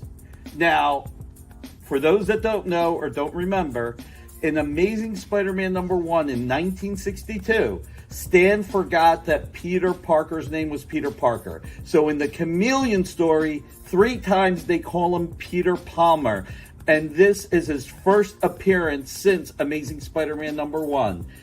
Oh my stars and garters. Then we have more art from Spider-Man number 4. And even more art from Spider-Man number 4. And then even more art from Spider-Man number 4. Then we go to Spider-Man number 6. Check out all the Spideyverses. Check it out. Check it out. And then I'm really terrible at this. How gorgeous is this art? So many spider beings, so little time. But I'm going to close it with Peter Palmer. Only one person can get this. So, this Friday, June 2nd, 7 p.m. Eastern, and I want to leave you with one thing. This is all of Mark Bagley's original art. It is all gone after this. So if you want any pages from Spider-Man 1 through 8, this is your last chance. This Friday, June 2nd, 7 p.m. Eastern, we're going to go across the Spider-Verse. from the comics. Amy shaking her head. I got it right. See you Friday at 7, and hit that thumbs up and share. Sharing is caring. See you then, guys. There you have it. Plenty of Spider-Man artwork coming at you. And I found him. All right. So here's the 2 Dan Brereton mystery sketches that he did. First up, Dr. Doom. Look at that. Somebody is going to be really happy with that Dr. Doom. I did send out the Ghost Rider to the lucky winner last week. And then the Deathlock. Look at that. Not too shabby. Going to brand new homes here in the next few days. So I just got those yesterday, and I'm glad I found them because I was getting a little upset. But there you go. So yeah, the claim, right? And we're going to have Dan on again in August, so there'll be plenty more opportunities to pick up artwork from Dan. But yeah, I would be happy with either one of these. So isn't it, Marvin? Look at that thing, man. That thing is awesome. Yeah, Dan's amazing. He just knocked him out because the Ghost Rider was his warm up. And so I did send that to Winter Powell, who promised she would put her artwork on CAF sometime soon. She has a CAF account, but just has not really put any of her artwork up on the site yet. So hopefully she will soon. So yeah, let's just do this CAF update really quick. I'll just race through things. Dealers, we've been talking about dealers being down. I've been seeing lots of people kind of reiterating, what I've been talking about with dealers having low sales and all that sort of thing. So it's nice to actually see the dealers sort of have an okay week for a change. 258,000 in sales, over the 157 from the week before. So it's a little bit better. Good old Anthony had 94 sales, 91,000. So he did the best, but Albert did well. Glenn did fine. Will did okay. Felix, next comic card. The only one left out of there, Ramita Man, huh? He didn't even hit 10,000 in sales recorded last week. So that's weird. Didn't he sell? I thought he sold at least 10 the 1 week, but maybe not. Anyway, so that's where that is. So top 6 sales from last week from OA dealers. I haven't even loaded it yet, so we're not even going to bother with it. I'll even just tell you what they are. Greg Capullo, Batman cover from issue 17. There was a Star Wars page or a cover from John Cassaday by Albert, sold for 17. Conan portfolio page by Buscema was sold by Mr. Moy. And we had a couple other covers out there by Armando Gil and Mike DiCarlo. Yeah, see, I didn't even load the stuff. I was so behind today. Anyways, but at least I'll go with the other stuff too. Auction houses did better, 291,000 in sales, over 271 from the week before. And eBay, I think, has finally fixed that stupid problem that they had on their website, because I actually finally made some money there with them last week. And they came, what did they get? 160,000 in sales out of the 291. And Heritage, it didn't dawn on me last week. I wasn't, when I seemed like I was dogging Heritage, and I kind of was, because there really wasn't a lot of great stuff in there. I'm sure it was because of the holiday weekend, right? They know, don't put any really pricey, expensive stuff out there. And the piece that sold for the most was the Diodato wraparound cover for Thor, which sold for $7,200. So, and then after that, the next closest was a Sergio Aragones illustration that I didn't even notice sold for $3,000. So, it made sense after I said it, and I was like, live and learn. But yeah, Heritage is smart. That's why they didn't roll out any of the great stuff, because of the big holiday weekend and all that. So you know what time it is. I'm not even going to play his intro song. I haven't done it the last few times, but he's there. He's shaking his head no. He's like, it's too late, Bill. It's too late. I'm like, oh man, I just don't making toothpicks. Johnny Airbrush, look at that. Well, how you from doing? the mixed media fans out there? Exactly. Yeah, we're gonna have Steve Root on one of these days to give us a little lecture on these processes.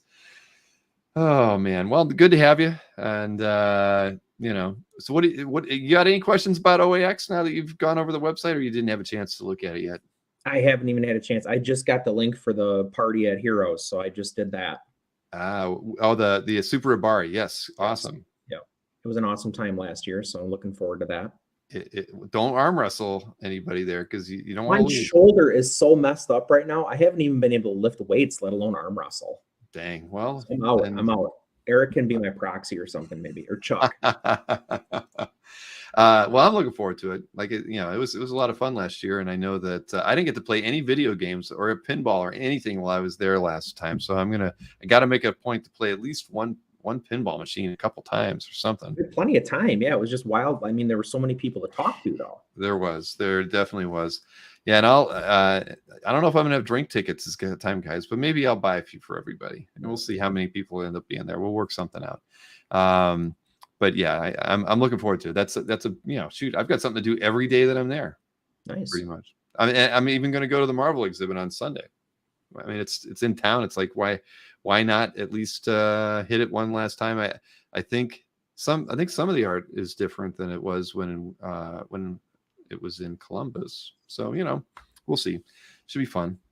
I think Eric and I are going to try and do that on Sunday too, because he hasn't been to it, so he wasn't able to go when it was in Chicago. I went when it was in Chicago, and just tortured him with like close-up pictures of all those like Gwen Stacy's neck snapping and like all that stuff that he's dying to see. So exactly. I mean, because I know that Berkey has some art in it now, and he didn't have any art in it when it was in Columbus. And I remember some of the collectors were having their artwork sent back after Columbus. So yeah, so it'll be a little different. Worth the trip. So you got that, and then art auction. I'm sure you'll be hanging out for that on Saturday night. Absolutely. All right. Well, I'm ready. And because Johnny Airbrush is off next week, everybody, just so you know. You won't see him for 3 weeks after this this round here tonight. All right, well, let's get the artwork queued up because it's late. It is very late, but we got a lot of good stuff to talk about here. I'll go quick. I know I say that a lot, but I'll go quick. I promise. I know. I gotta get that darn OAX screen out of here and queue up your art. And here we go. So the artwork here, right? A Dino edition, yeah. This one definitely tugged at my heartstrings. I distinctly remember buying this and poring over that cover forever. Jim Lee on Punisher War Journal was definitely a formative thing for me. So yeah, seeing there's a few pieces you come across them and you're like, I actually just said this to someone today, but you come across them and you're like, man, I can't believe somebody actually owns that. This is one of those for me. Yeah.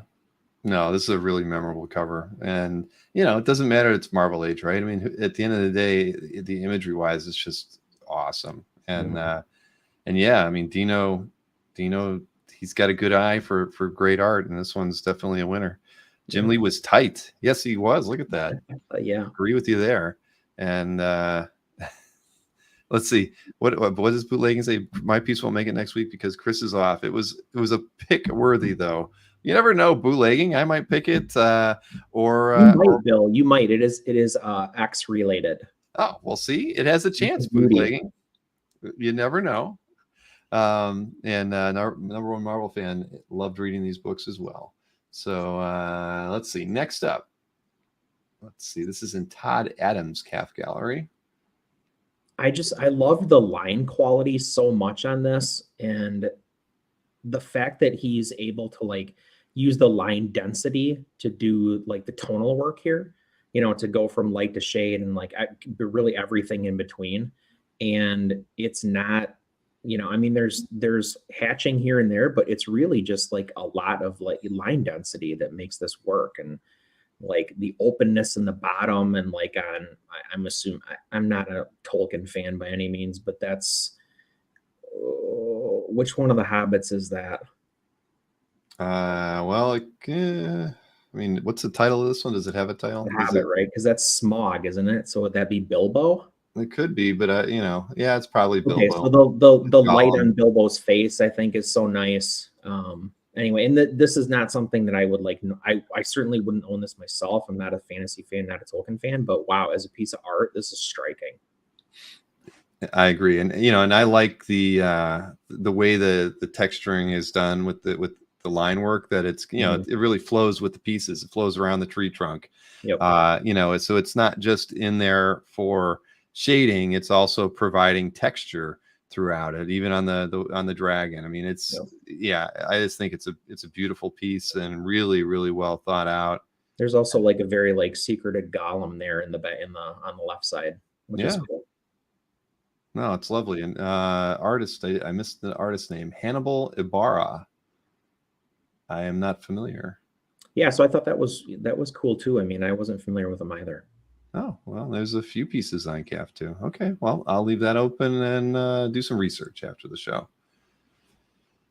Then in Mr. Lance Suarez's CAF gallery, we know he's had a few crotch goblin appearances in his CAF gallery in the past, but now we've got this Johnny Quest page by Doug Wildley. So this is a photo, but you can blow it up, which was surprisingly effective to give this thing a good look. Yeah. So two things, well, more than two things, three things, I guess. One, I love Doug Wildley. Two, I'm a huge Johnny Quest fan. But three, this is fully painted like on the page. And I think the way he was able to achieve these like kind of almost cell shaded tones is really amazing. Yeah, no, I didn't look at this too much when I set it up, but yeah, this is really nice looking. Huh. I also like in panels 3 and 4 how he kind of like drops away and like does a more like painterly or like illustrative effect. The castle and like Dr. Quest when he's like underlit there is just treated differently. Right. Yeah, no, this is gorgeous. I don't feel like I've seen a piece like this before. I mean, there's got to be a few other ones on CAF, but no, I don't feel like I've ever seen one before. That's great. Yeah, like Chuck just said, looks like one of those Toth presentation pieces. I think this was for Comico though. I think this was actually published comic work. Interesting. Well, I'm gonna say leave that tab open for later too. I'm curious about that one. But yeah, Lance is he's got a nice collection of artwork. Then Aiden Legion Lacey has put this. What was this? This is a Gary Frank, right? Yep. Let's see here. A Legion page, of course. Yeah, I was not. I love Gary Frank, but for whatever reason, when he started doing these like Legion features, I wasn't really into it at first, and then I don't know. So for some reason, it grabbed me. I like the costume designs a lot, but to me, the Legion are kids, unless it's like the 5 year later Legion. And this was kind of like, I feel like tonally between the two somehow.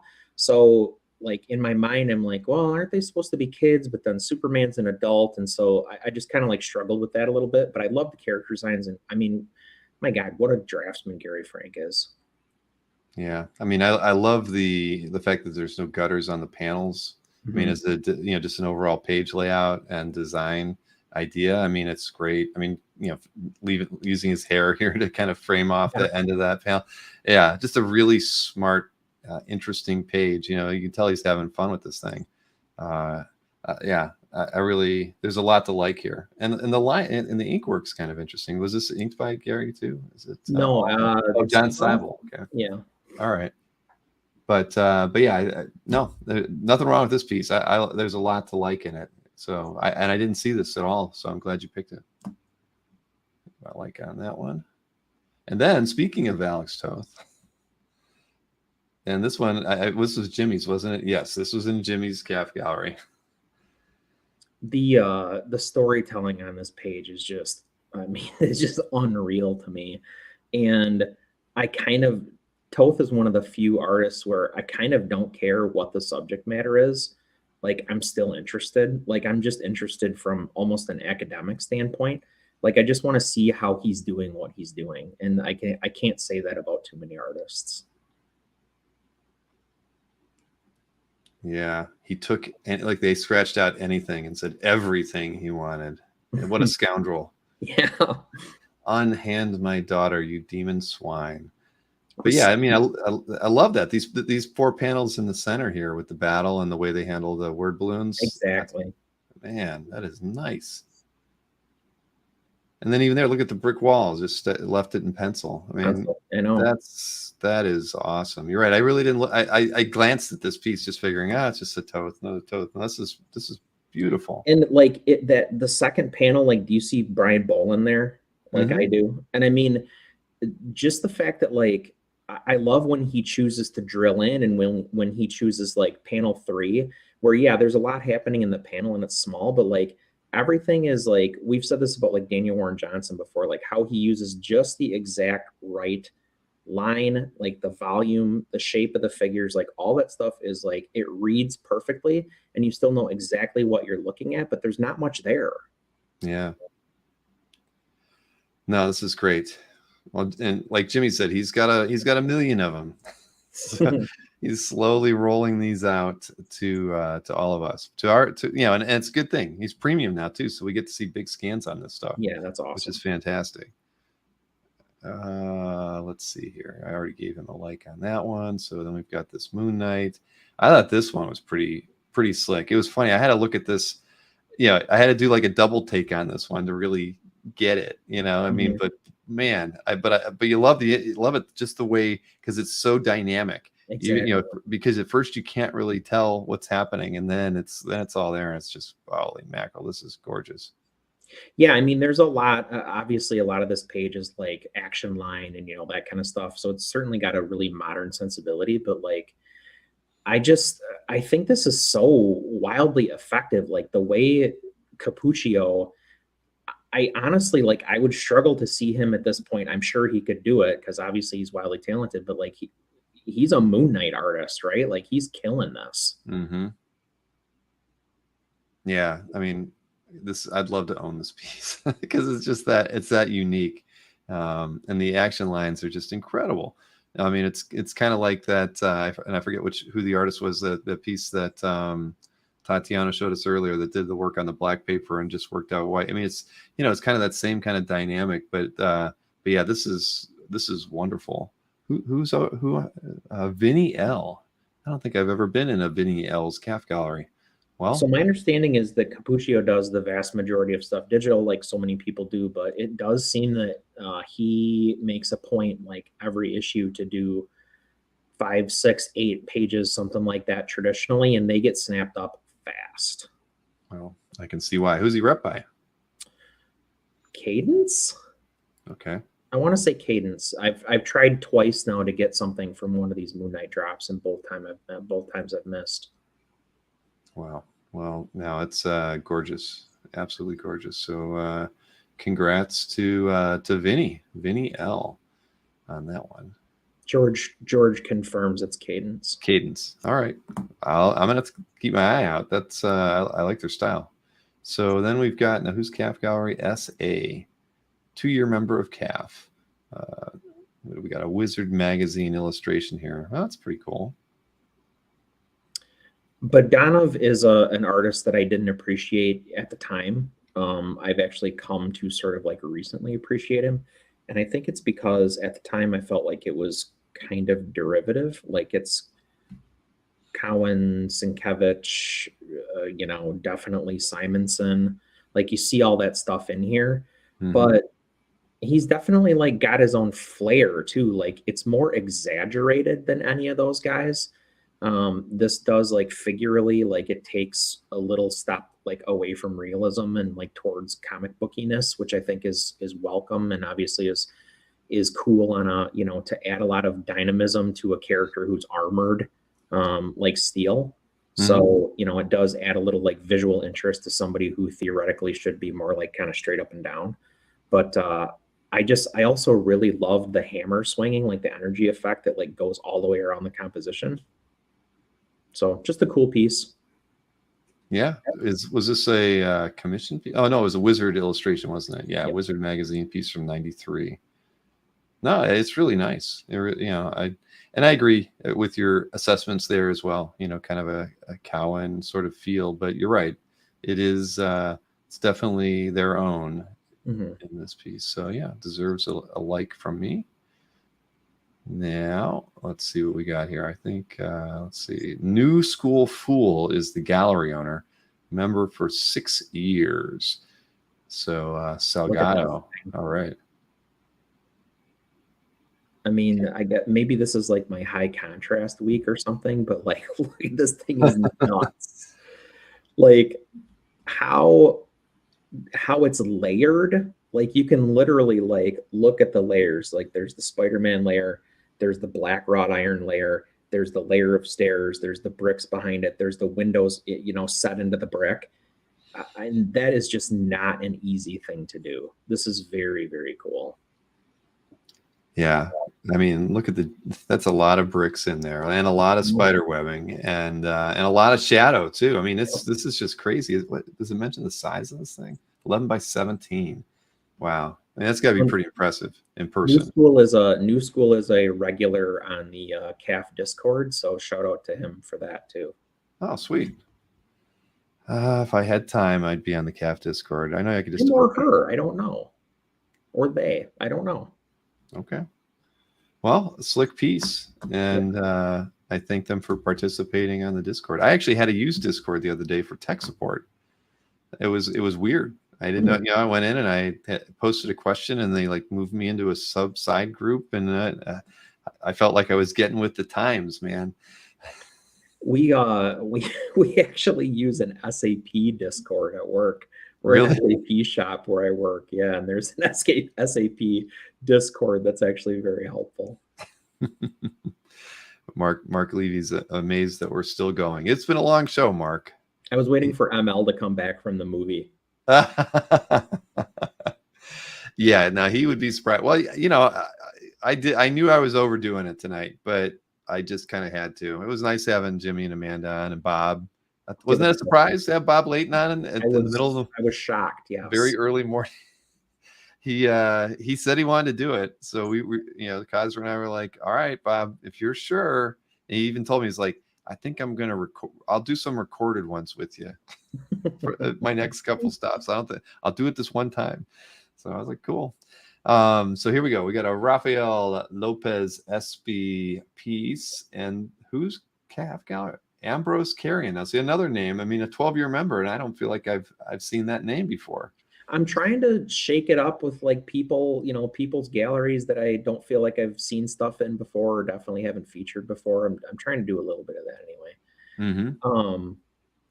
So this piece I picked, and if I'm being completely honest, I am a sucker for when somebody uses blue and orange together.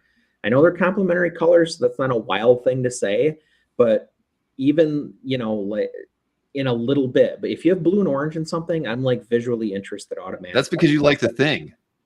Yeah. Or is it because I like blue and orange that I like the thing, right?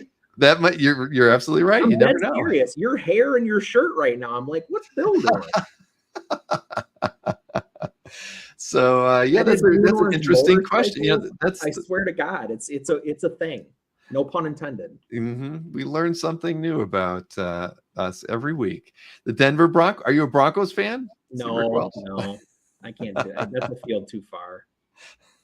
Anyway, so that initially grabbed my interest, and I only knew Rafael Lopez SB from those like Marvel pieces that he did. He did some like Masters of the Universe stuff back in the day, so I was familiar with him from that. I wasn't aware that he had ever worked on Rawhide Kid. This is obviously an Italian like adaptation cover, so it makes sense that I would have never seen it. Mm-hmm. But I think this is really cool. I love the way he used the shapes. I love the way he like blocked this together. So yeah, just really cool piece. Indeed it is. And let's see, get the like on that one.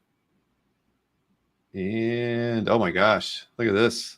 Somebody wrote a song, I believe, Marcus, but we're not going to read it. We're not going to read it, but we want to. So this is Derek Krabs' artwork, and what do we got? It's a Stuart Immonen, Jose Marzan inked piece from Adventures of Superman 522, a huge DPS. Yes. Wow.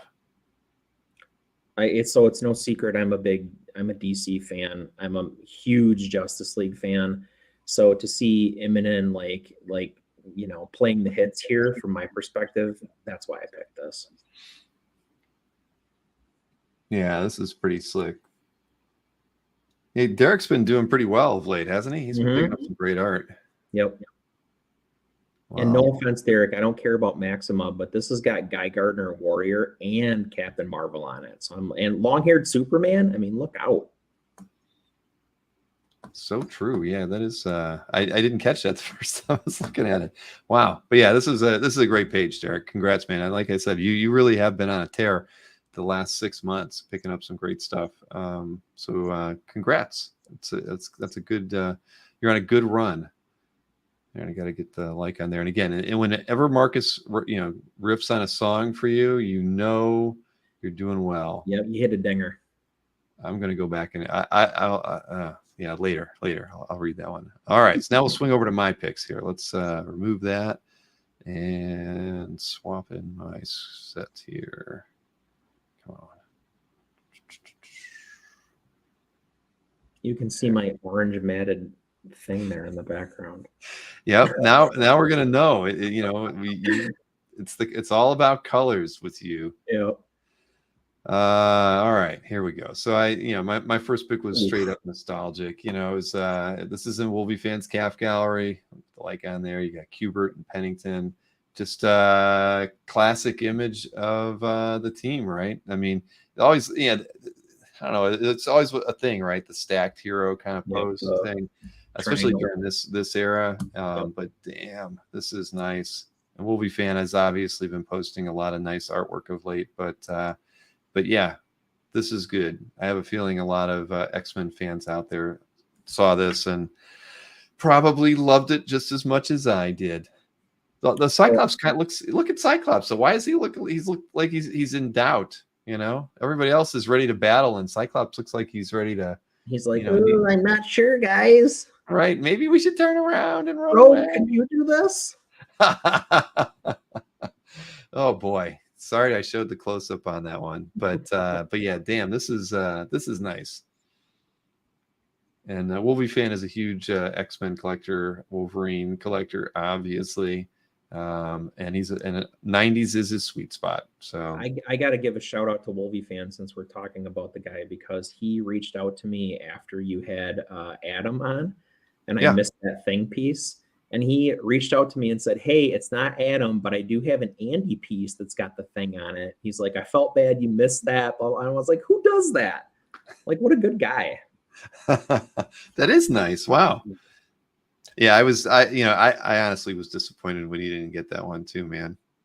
I shed a tear, but I didn't, but I saw it in there. I'm like, there's only Snork's going to want this piece, and but hey, it is how it goes. I cried myself to sleep with my blue and orange blankie. That's right. Adam and I have not set a date yet for his next show, but I have a feeling we'll probably do something in like September or October. So yeah, he's been busy and I've been busy, but and will he be at OAX? He will be. Oh yeah, Adam is Adam he was I mean, after I talked with Jimmy and Amanda, honestly, Adam was the first person I think I spoke to after that. Even before I talked to Sean Gordon Murphy, I floated it by him because he was local. I was just thinking I got to hit the local guys and just see if I can get, because I didn't think when I was first envisioning OAX, honestly, I was looking at like a 6,000 square foot space. I was just thinking if I could just bring like 25 artists in a room and maybe 150 collectors, that'll be okay. Because I didn't know. I mean, this is that was where I was at that point in time. I know. Well, it's escalated, obviously, but early on, that was what I was thinking. I didn't know. Needs to be on a t-shirt. It's escalated. It's escalated.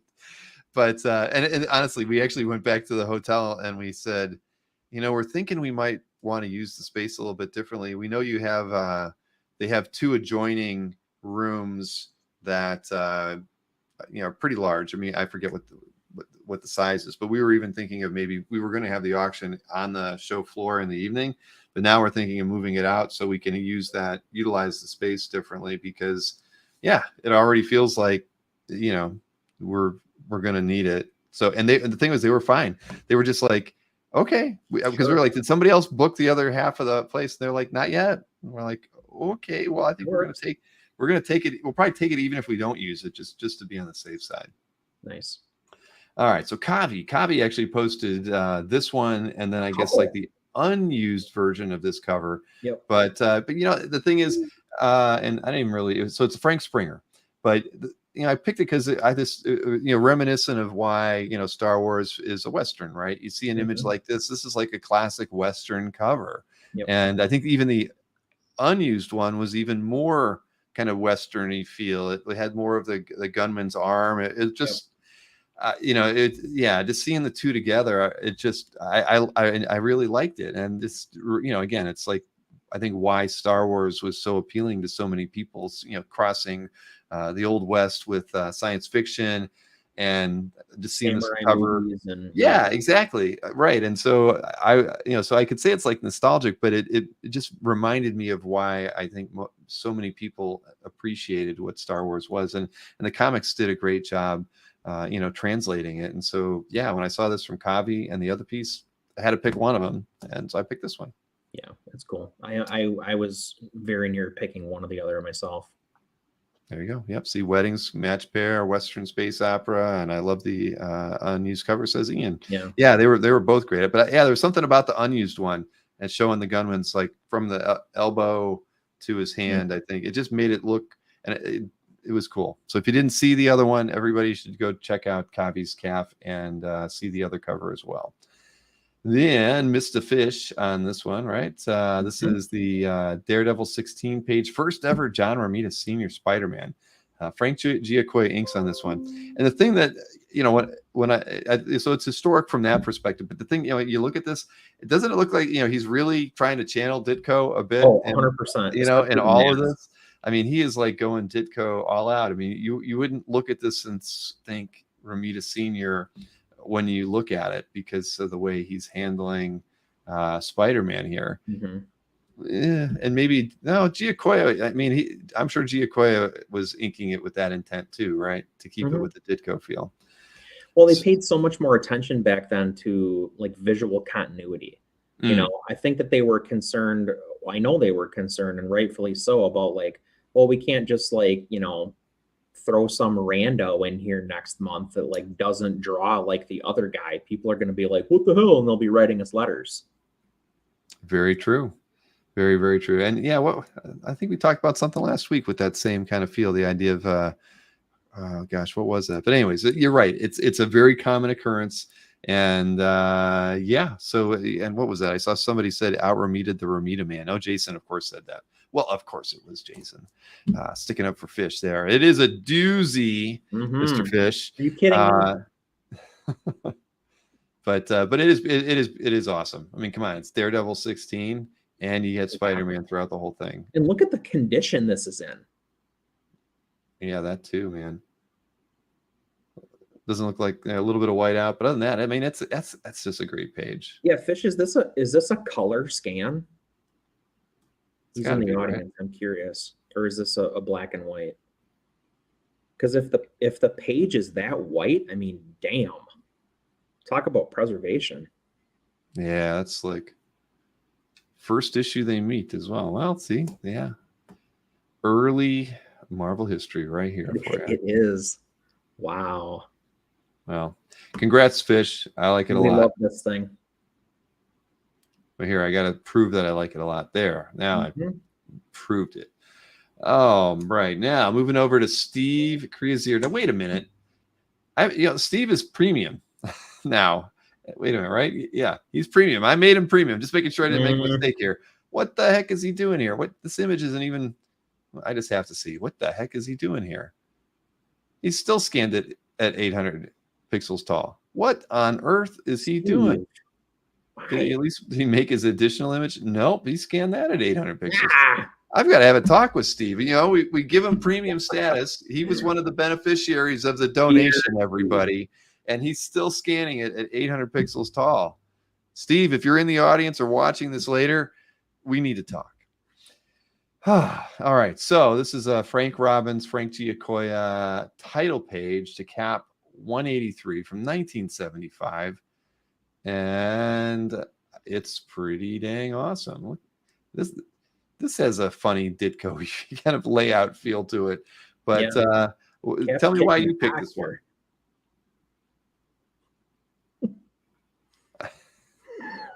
Steve spends his money on bicycles instead of a scanner. Yeah, that's possible, but still. Anyway, all right. What do you think? What do you think, Johnny Airbrush? I like it. I particularly like the blacks at the bottom to like weigh the image down, and the action here is like tremendous. It is interesting how they chose to ink the figures, but it's cool. funny. Is it Springer's pencils that made the inker kind of just focus on the muscle masses like that? I mean, but it makes it an interesting piece. It reminds me of like Justice Machine artwork. I was just going to say like Gustovich. Really? Yeah. Isn't that wild? That is very strange. Yes, but it does. It completely reminds me of Gustovich. Wow. We should have our own show, Johnny Airbrush. We should be doing this regularly, I think. Yeah. It's got to be on late, though. It's got to be on real late. All right. But no, I mean, it's a cool pick. But we are going to have a talk with Steve about his scanning size here. Come on, brother. You got the premium, and you're still scanning it. 800 pixels tall is what non-premium people get. So, so here, I had to pick Chris's piece on this one. It was tough, but this is such a nice piece. And you picked this up at Comic Art Live, right? Sure did. Yeah. Fred Chamberlain sold me this beauty. He had a couple very nice hex pages. But yeah, I mean, you tell us why you love it, because the thing is, I mean, if I just wanted everybody to just kind of just gaze at this piece. I mean, there's so many things to like about the way it's, the construction here. I love the wooden fence, and the panels here at the bottom. I mean, it's carried through all the way to the top panel. I mean, this thing is stunning. The more I looked at it, I guess, I mean, it was so easy to pull the trigger on, and because I'm an idiot, I did try to talk him down a little bit, and he gave me a little bit of a break. I should have just been like, oh, that's the one, blam, like Cash on the Barrelhead, but I made myself sweat a little bit, and I do big scans, boys. But the storytelling on this page is really what it's all about. I mean, for me, I've always wanted something from Garcia Lopez, and if it wasn't going to be a model sheet for, Green Lantern or Flash or something like that, it was going to be a Jonah Hex page. So that was obviously a big factor, but so many people have commented on. So for me, the big action panel where he throws the guy into the other guys, like that's the seller. But so many people have commented on the last panel, the way the figure is, like the dead guy is falling out of the panel. And like, the more I look at that, the more I like it. Yeah, true. And they actually had put the kind of removed the panel lines. Yeah, that's pretty slick. It's like I say, I love the picket fence as just a design tool, moving your eye through the page. I mean, there's a lot to really appreciate with this piece. The silhouette of the horses and the lighting on the figure here, hopping on the back of the horse. I mean, the angle from which the knife is stuck into the gentleman. It's just great. I mean, it's cinematic. Thank you. Well, yeah. I'm very happy to be the owner. Awesome. Well, I am happy that you are the owner too, and I got the like on that one. So next up, I picked this one because Rich Cirillo commissioned Alan Davis on this one, and it's a worthy piece to be in Mr. Cirillo's calf gallery. I mean, it's lovely. It's awesome. Everything you'd want out of an Alan Davis commission, aside from the X-Men. There's no X-Men on it, but I mean, that's the only downside. But it's got Thor. Yeah, if it's not going to be Captain Britain or the X-Men, it better be the Avengers, though. Yeah, Antoine asked if Thanos is smiling. I was looking at myself thinking, there's no blood coming out of that. So no matter how hard Thor hit him, he didn't draw blood. So Thanos is probably smiling. It's like that tickled. Yeah. But yeah, no, it's beautiful. I'm sure when Rich got this thing, he was on cloud nine.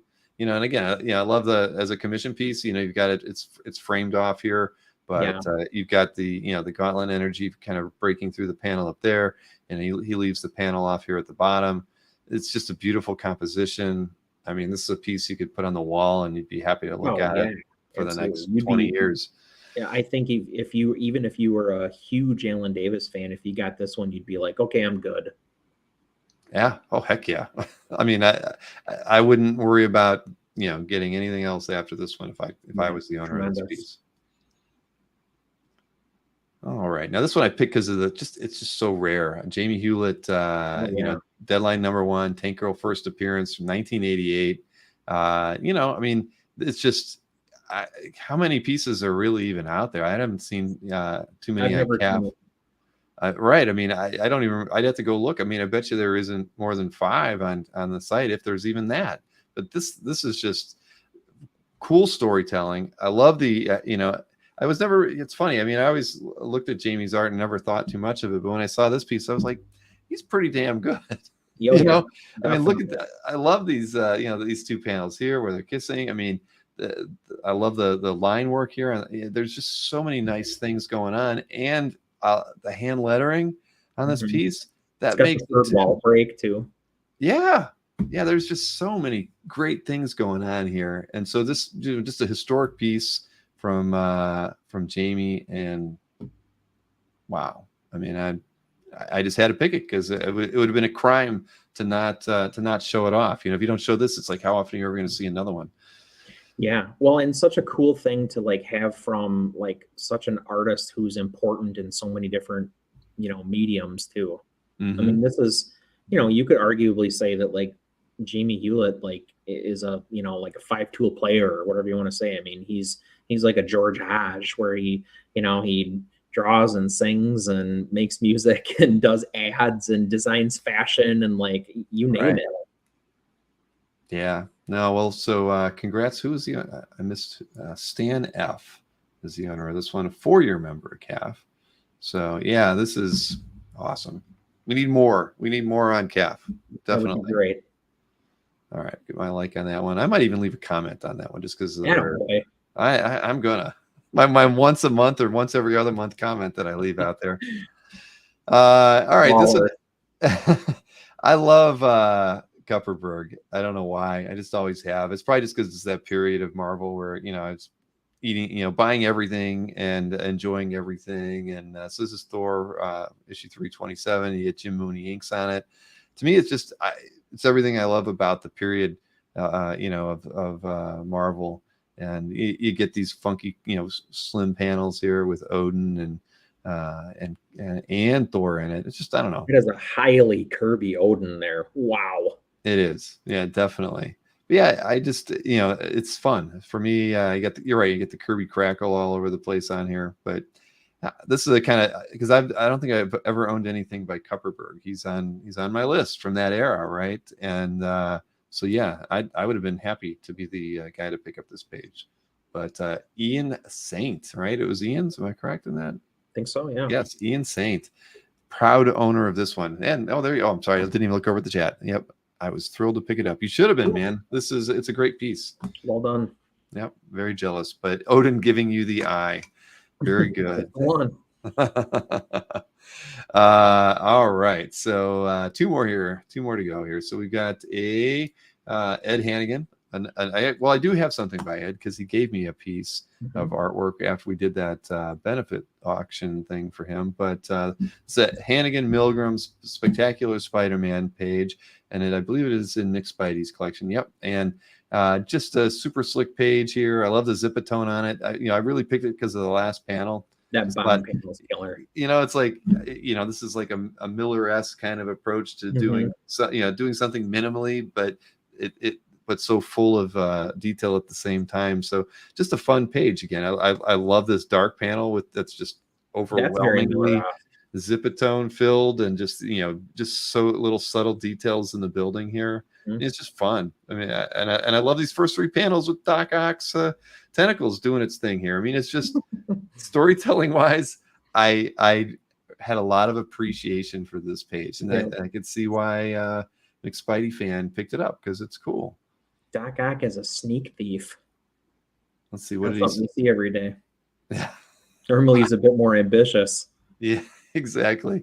Let's see, what did McSpidey fan say? Very moody page where we see Doc Ock, the Ali Osnick edition. Yeah, I thought it was that kid or something breaking into a building in the top 2 panels. Then we see Spidey slinging with a dramatic shot of Doc in the bottom panel.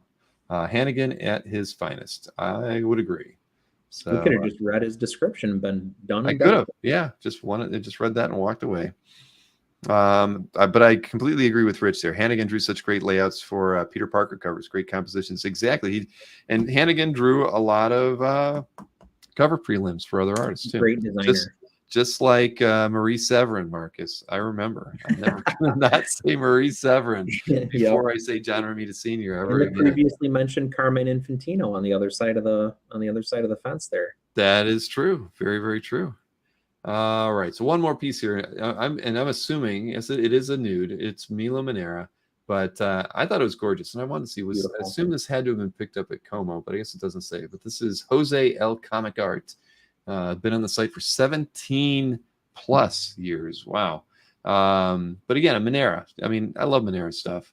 This is. I just loved the fact that it was all done in a blue tone, and I just love it. I mean, I love Manera's stuff. It's so fine. It is. It really is. If I were to go to Como, this would probably be like one of the highlights for me would be to see Manera, working in person. And I mean, out of everybody there, Manera is probably the one artist whose work I'd love to see them doing it. Right. I mean, just working. That'd be a thrill. I mean, I'd stand there for a half hour and just film and painting. I think that would be so fun to watch and just see. How do you take a blank page, piece of paper, and then come up with something that's so subtle? So many subtleties in the way the tones are. I mean, just everything about this thing is just beautiful. Well, and I mean, we all know like what he's famous for drawing, right? But like, what is maybe sometimes lost in that is like how masterful the execution of the anatomy all is. I mean, the fact that like he just does this, right? And he does it arguably as well or better than anybody else. And just the fact that like every time he does it, it's basically perfect. I agree. Your point, I mean, to see this done would be mind-blowing, I'm sure. Yeah, I mean that would be worth the trip to going to Como just to see him be able to do something like this. So yeah, maybe one day. You never know. But let me know, and I'll see you there. I have to do it at some point too. Yeah, I mean, we were. Well, I think Morgan and I are going to talk tomorrow because we, as it turned out, I emailed him after we had Tatiana on last week. Remember, Tatiana was saying how they were thinking they were going to have to change their dates, something to do with vacation times in Europe or something like that. And I emailed him. I said, I'm the third weekend in May next year, like I always am. I'm the weekend before Memorial Day weekend. I said, when were you thinking of moving? And he said the third weekend in May. So we're going to have to work something out there. We can't have Como and Comic Art Live on the same weekend. So I mean, maybe there's right. Well, both. We're going to talk it through. We're going to talk it through. But the thing, I don't know. It doesn't. There could be something cool for the people who are, left behind, so to speak, right? Potentially, but the big thing for me is, that anybody who's there then really won't be exhibiting at Comic Art Live because they won't have time. If you remember, Moy, Hans,